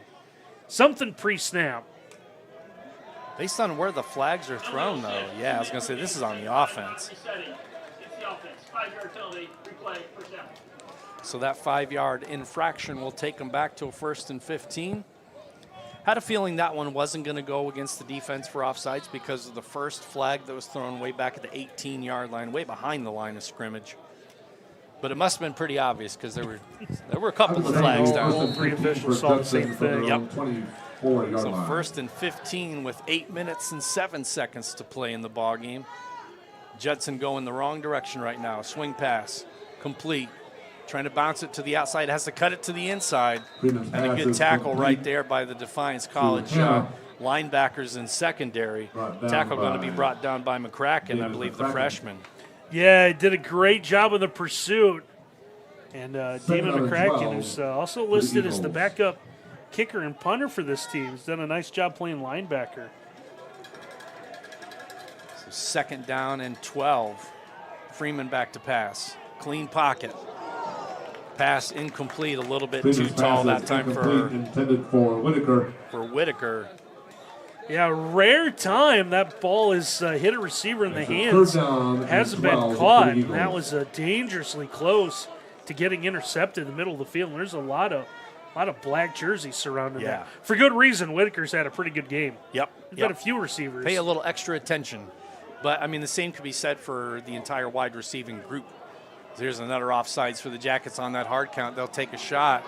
Another penalty, so you're going to get a pass interference as well as an offsides. I have to think Judson is going to decline the offside and take the pass interference penalty. You see the hard count? Yeah, see, just jumping a little bit. Then you see, take the shot. See what we can see for a pass interference. There's a... that might be offensive pass interference. There's a hand to the hands to the face right there, it looked like, with the push-off. Whitaker, see the arms extended. There might be more of a conversation here. This might not be as let's see, as open and shut as I thought it was. See if we can see that one more time. Looked like there was a push-off. I mean, there was a little hand fighting going on both ways. But looked like the push-off happened with almost like a hands to the face right there. Got him in the face mask.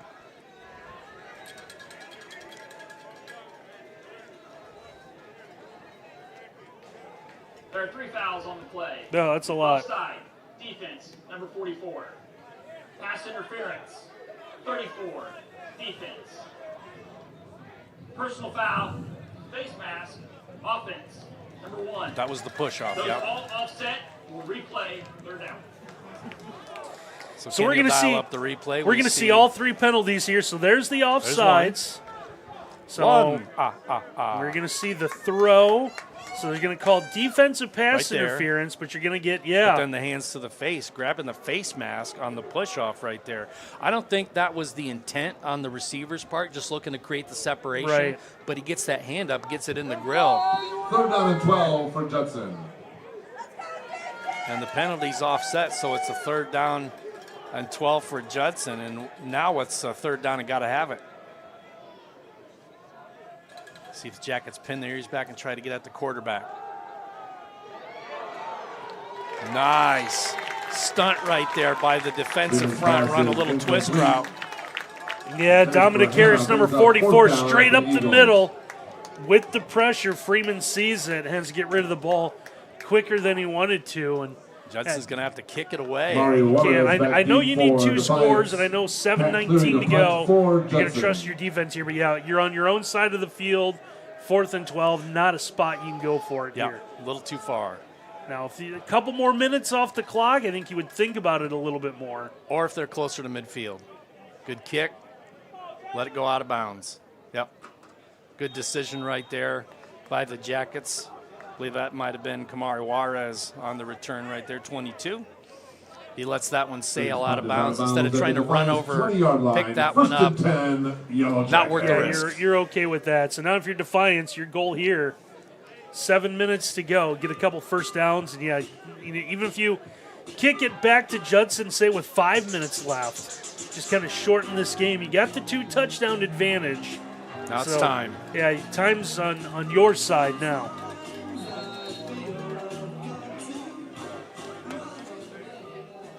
So Thanthanavong with an excellent game so far.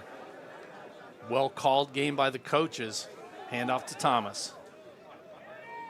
Short gain, just protect the ball. Thomas, the ball carrier. Yeah, you mentioned the offense, and it's starting to show how big that was, adding a coach trainer as the offense coordinator. Here's a guy, former head coach experience. Cam Turner checking in for the first time. You got that fresh back, yes. We've seen some of that depth. We've heard about it. We saw it. We didn't see it, but we knew it existed last week.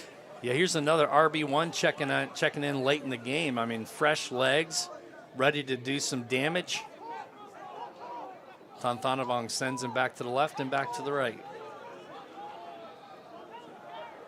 Takes the pistol snap, fakes the handoff up the middle. First down by Thanthanavong. Thanthanavong, the ball carrier. Out past the 30 to the 34-yard line where he's finally brought down. Yeah, just able to find a seam. First down, Yellow Jackets. Surge forward, makes a man miss, and had to bring on from behind. Yeah, Turner, even though he's just a sophomore, guy saw a ton of playing time a year ago, and you're going to bring him in almost like a closer in baseball. And that's exactly what you want, just powering forward. Yep. Cameron Turner, the ball carrier. And Cameron Turner, 5'8", 185 out of Reynoldsburg. Again, basically another RB1. You have like 3 RB1s on the team. It's a great problem to have if you're Coach Bill Nickel. Yeah, there's just they're building a lot of depth. You got Trent Barraza, a guy that ran for 6,000 yards in high school at Columbus Grove. He was playing special teams. Yeah, he's playing another special guy teams. that could go to. So there's a ton of guys that and they're young. Yeah, and then you got, we've talked about, Cooper Sloan, officially listed as a fullback, kind of more of an H-back or wing type guy. Another guy that's had a ton of playing time in his, 3 years here now. So there's a lot of guys, and you get in situations like this where your goals just kind of run out the clock. Well, there's a lot of fresh legs that could come in and really do the damage.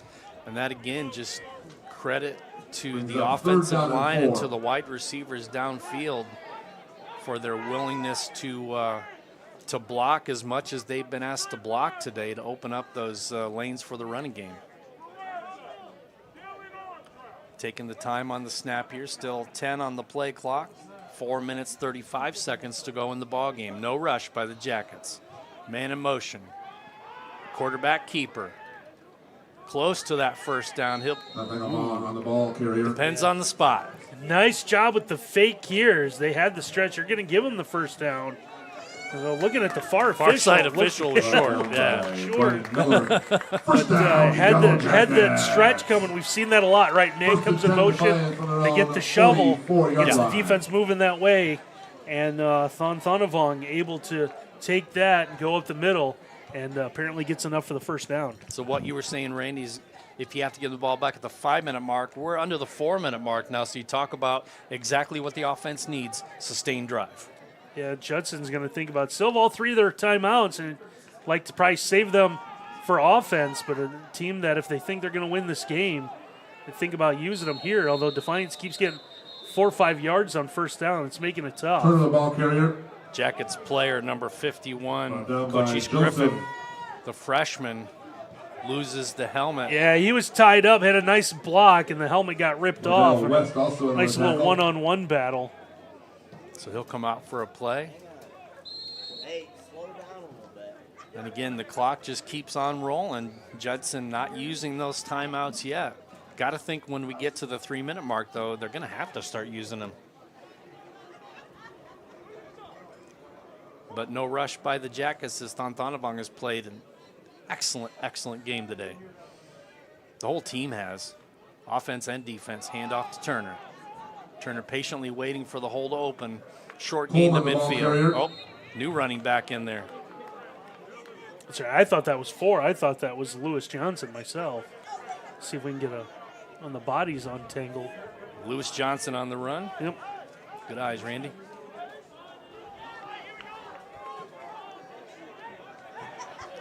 I was dialed in on Cam Turner on that drive since they brought him in, subbed him back out. Yeah, I was expecting to kind of finish quietly. this out. 3rd down and about 4. If the Jackets get this first down, there's no question Judson's going to have to use the timeouts. Quarterback keeper. He's going to be stopped about no gain to midfield and a timeout for the Eagles. Yeah, they'll use it here because it's going to bring up a 4th down. So what you do is you use the timeout. You force Defiance to do whatever they're going to do, which we assume is going to punt. It's going to give Judson the opportunity to get the football, plus still have that 2-minute stoppage. So marking in to kick this one away. 2 timeouts left for the Eagles, and they're going to use all the time out of that timeout. We'll see if they decide to try to bring the heat on the kicker here. The wind working against the Jackets on special teams going this direction. Yeah, if I'm Defiance, I'm telling Mary King just, even if he goes through the back of the end zone, just boom it as far as you can. Give Judson the ball to 20, you give Judson the ball to 20. That's really all about what he's setting up for. He's setting up for a block or a return. Yeah, but Marking has also shown punting the ball that he's able to go rugby style, running to his right. He's able to kick it traditionally like straight off. So, I mean, nothing phases the freshman as far as, do you have a preference? Do you want to drop back and kick? Do you want to roll and kick? He can do either one. So it's all about, is the pressure coming? It looks like it is. Nobody back to block for the returner. Combs back deep for Judson. So it looks like they're bringing the house. Defiance is going max protect, too. There's no gunners out. It is exactly the case. Yeah, good punt. Fair catch. Flag, if that's it's a running into. Either way, it's a first down. Punter, fair caught at the 15-yard line. 1st and 10, Judson. Flag on the play in the area where the punter was run into, whether it's running into or roughing. Running into is 5 yards. I believe that's a first down because they only needed to get to the 46. 4, yep. Yeah. Running into the kicker. Return team. 5-yard penalty. Results in first down. That's it. That's a big-time penalty right there as Marking decided to roll right to kick that ball to run away from the pressure. Pressure still comes, rolls up. I mean, they weren't going. They were going for the block, and they rolled into him. Yes, and I know the rules change when that kicker starts to run and starts to roll. The rules do change slightly, but again, once that ball's away, you still can't try to take the kicker out. But any chance really that Judson had. So now Defiance, all you got to do is you're going to, I assume, I mean, we'll see what Judson does with their remaining 2 timeouts. Defiance can run the football here and then run this down to the 2-minute stoppage. So Judson with 2 timeouts plus the 2-minute stoppage coming up. Good tackle behind the line as now you get Trunice Hammond with the ball, number 20. Trunice Hammond, the ball carrier. And then you get Dylan Armentrout substituted in, number 28. This is the officials' 2-minute timeout. So they're going to let that one run all the way down to the 2-minute timeout. And that gives us an opportunity to talk about the Alumni Varsity D. The Alumni Varsity D has a long tradition of supporting and promoting DC athletics. Comprised of former varsity athletes, Alumni Varsity D pays it forward for the Yellow Jackets of tomorrow. For more information, visit defiance.edu/alumni today. Also, mark your calendars for the Yellow Jacket Classic Golf Outing coming up in June of 26. So it's defiance.edu/alumni to learn more about the Yellow Jacket Classic Golf Outing. Also, the Purple and Gold Club has been advancing DC athletics for 50 years. A joint mission of community members, parents, staff, and fans, Purple and Gold supports the Yellow Jackets to elevate the student-athlete experience and facilities through a variety of initiatives. All members receive an all-sports pass to watch every Yellow Jacket home event with additional perks as well. To find out more or join today, visit dcpurpleandgold.com. Randy, what do you see in the stats? Yeah, there's a lot to digest here. See, 24 first downs for the Jackets. Probably would like to work on the third down efficiency a little bit. Yep. See, Judson once again, 10 of 18, impressive. But 543 yards of offense, 234 passing. So it's been a pretty balanced day, but Defiance has done a lot offensively. They're going to try to salt this away in this final 2 minutes. Keeper by Thontonovan right there. And he's made, does he get another timeout by Judson? That's their second, one remaining. Thontonovan has made the right decision every time as far as whether to keep or hand off. He looks at the defense. They were going to run the jet sweep right there and hand off. He saw that was well covered by 2 guys, decided to keep it, calls on number up the middle, pull it back and run. He's made that right decision pretty much every time today. Yeah, you see the numbers there, 12 of 16 passing for the Jackets today, and that's all Thontonovan. So he's done a really good job. 12 penalties for 129 yards for the Jackets. That if you're going to look at the film and you're going to, it's the coach's job, right? Mm-hmm. When things go bad, you look at the positive. When things go well, you look at the negative. You have to balance it out. So you look at the penalties, almost 130 yards in penalties, the number of offsides penalties so far, 6 or 7 offsides penalties for the Jackets. Yeah, that got cleaned up fairly well. I think it was 5 in the opening half. 5 in the opening half, yep. Something that was addressed. A couple of these, a little pushing and shoving, a little skirmishes after the whistle has blown, and that's trying to build a program, a little character. I'm going to say character issues, character building. What type of team you want to try to be. Yeah, it's a balancing act, right? I mean, you love the toughness by your wideouts getting into the blocking downfield. You got to be careful playing through the whistle. 4 wide receivers 3 to the far side plus the H-back. Pitch, right side, first down. Rome the ball Big time run by Tawan Rome. Yeah, the only thing he did wrong there was go out of bounds. But able to get the first down. First down, Yellow Jackets. Stop the clock momentarily, but a big first down, and that should just about seal it for the Jackets. So 1:45 to play, 1 timeout for Judson. See if the Jackets continue to run the play here or if they go victory formation. Nope, they're going to continue to run out of the pistol.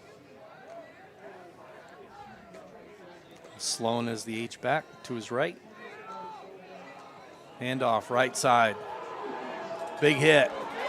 Delivered by the offensive player. Yeah, this is Armentrout, and he does a nice job. Dylan Armentrout, haven't seen a lot of action out of him today, but comes up with a big run there. Watch the toughness and the finish on this run. 2 or 3 guys. First down, Steps out of a Yellow tackle. Jackets. 1 hit. 2 hits. 3. All delivered by Armentrout right there. That's what you like to see out of your running back. You like to see the toughness and the vision. Clock continues to roll. Yeah, I don't think Judson's going to use their final timeout. I think Defiance could just kind of sit on this if they wanted to. Calling it safe. Well, they're going to throw it.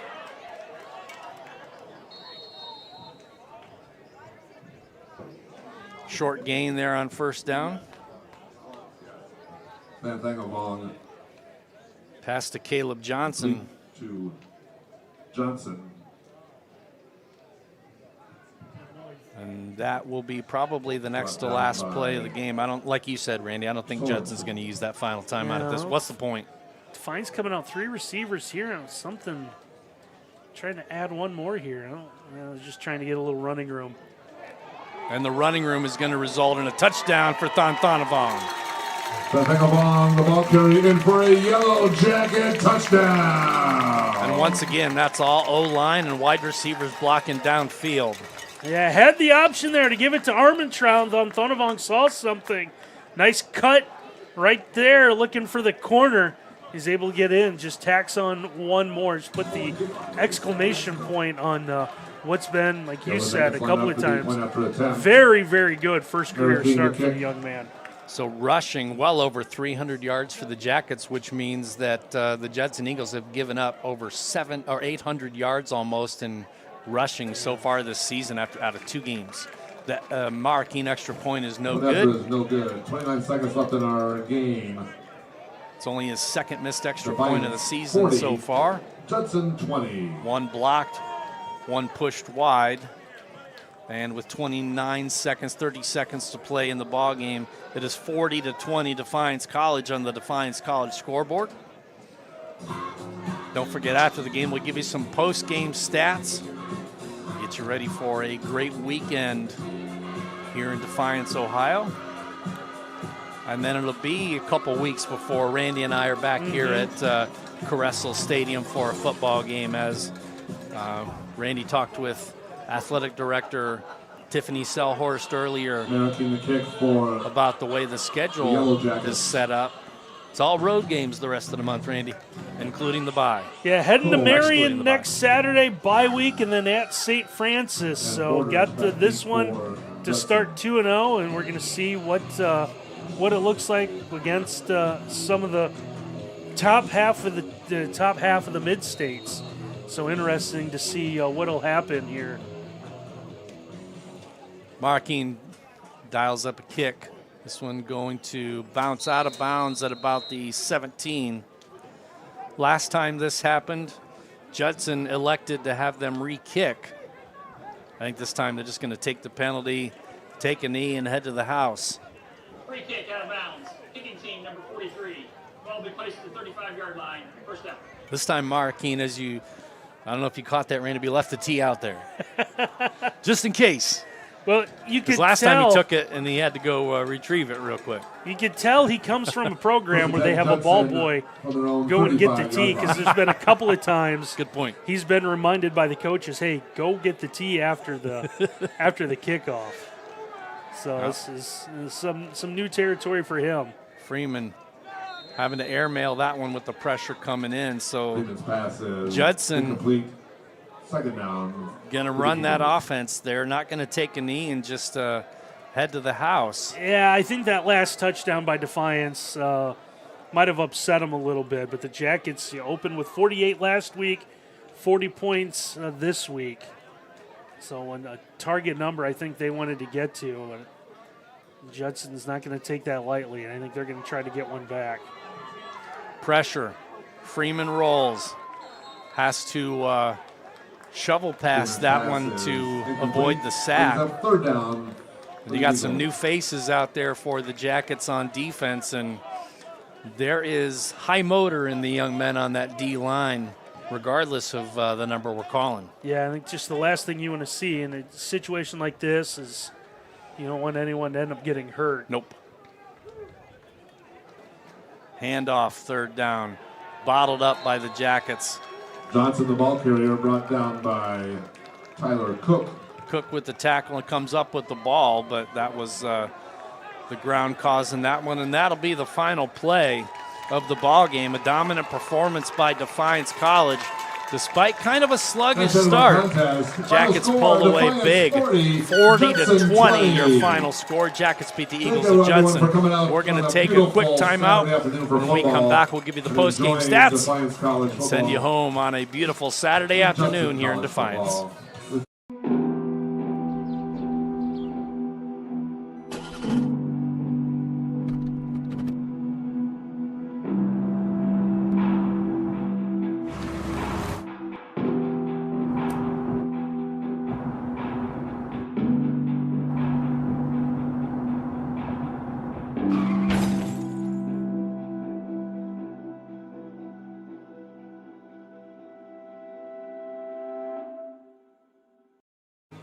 All right, Jim and Randy back here on a Saturday afternoon. The home opener for Defiance College as the Jackets are successful defeating the Judson Eagles 40-20. Randy, it was a close one at the half, but a really strong second half by the Jackets to pull away. Yeah, great job by the offense for Defiance, kind of staying with what they wanted to do. They came out with a game plan, saw the numbers last week, and we talked about it in our pregame. This is a Judson team that gave up 492 yards rushing as a part of a 500-plus day against them in their opener. Defiance wanted to keep that going, came out. Wasn't sure what we were going to see with a new quarterback making his first career start. A lot of good decisions offensively. Ran the football well when they wanted to, threw the football when they wanted to, kind of stayed in schedule most of the afternoon. I'm sure we'll talk about the final numbers. Penalties hurt the Jackets at times. The third downs is something that I'm sure they want to work on is, when given the opportunity to get off the field, do a better job there, as we're going to see some of the final numbers on this one. But 27 first downs for the Jackets, a big number. But again, you see that third down efficiency at Judson, same as it was last week, 10-19. So they seem to be able to keep drives going, convert some third downs. It showed up a little bit, I guess, about the same amount of points as last week. So trying to get something better. And total plays ended up evening out, but you see there, 589 yards of total offense for the Jackets today, 234 on the ground, 355 on the ground, 234 through the air. But you see the decision-making there, 12-16, as it looks like Coach Nichols handing out some game balls right now. Just a dominant performance by the Jackets. Let's pull up the individual stats real quick, Kenny. 32 minutes of offensive possession compared to 27 and change. Advantage Judson. Freeman for the Eagles, 27 of 40 for 231 and 2 touchdowns. Pocket quarterback was not asked to do much, as you can see, -8 in terms of the rushing yards. Not a running quarterback, but did have a rushing touchdown on the sneak. Tyler Johnson, the lead carrier, 7 for 27. Harrison Hanna, their featured back, 15 carries, but only 24 yards and a long of 8. Whitaker, 9 catches for $107. Rowe, 7 for 69. Alexander, 5 for 35. And Hanna out of the backfield, 5 for 13. So 2 touchdowns for Grant Alexander. Again, a name we said we were going to call. 2 touchdowns last week, 2 touchdowns this week. Very impressive wide receiver room. The problem for the Eagles, as I see it so far, in small sample size, but the problem as you see it so far for the Eagles really is their inability to run the ball and their inability to stop the run. And, I'm surprised based on that as you look at the rushing. I mean, Thonthonavong, 234 yards, 12 of 16, great completion percentage, 2 touchdowns. Made all the right decisions, 12 carries for 46 yards and a touch as well at the end there.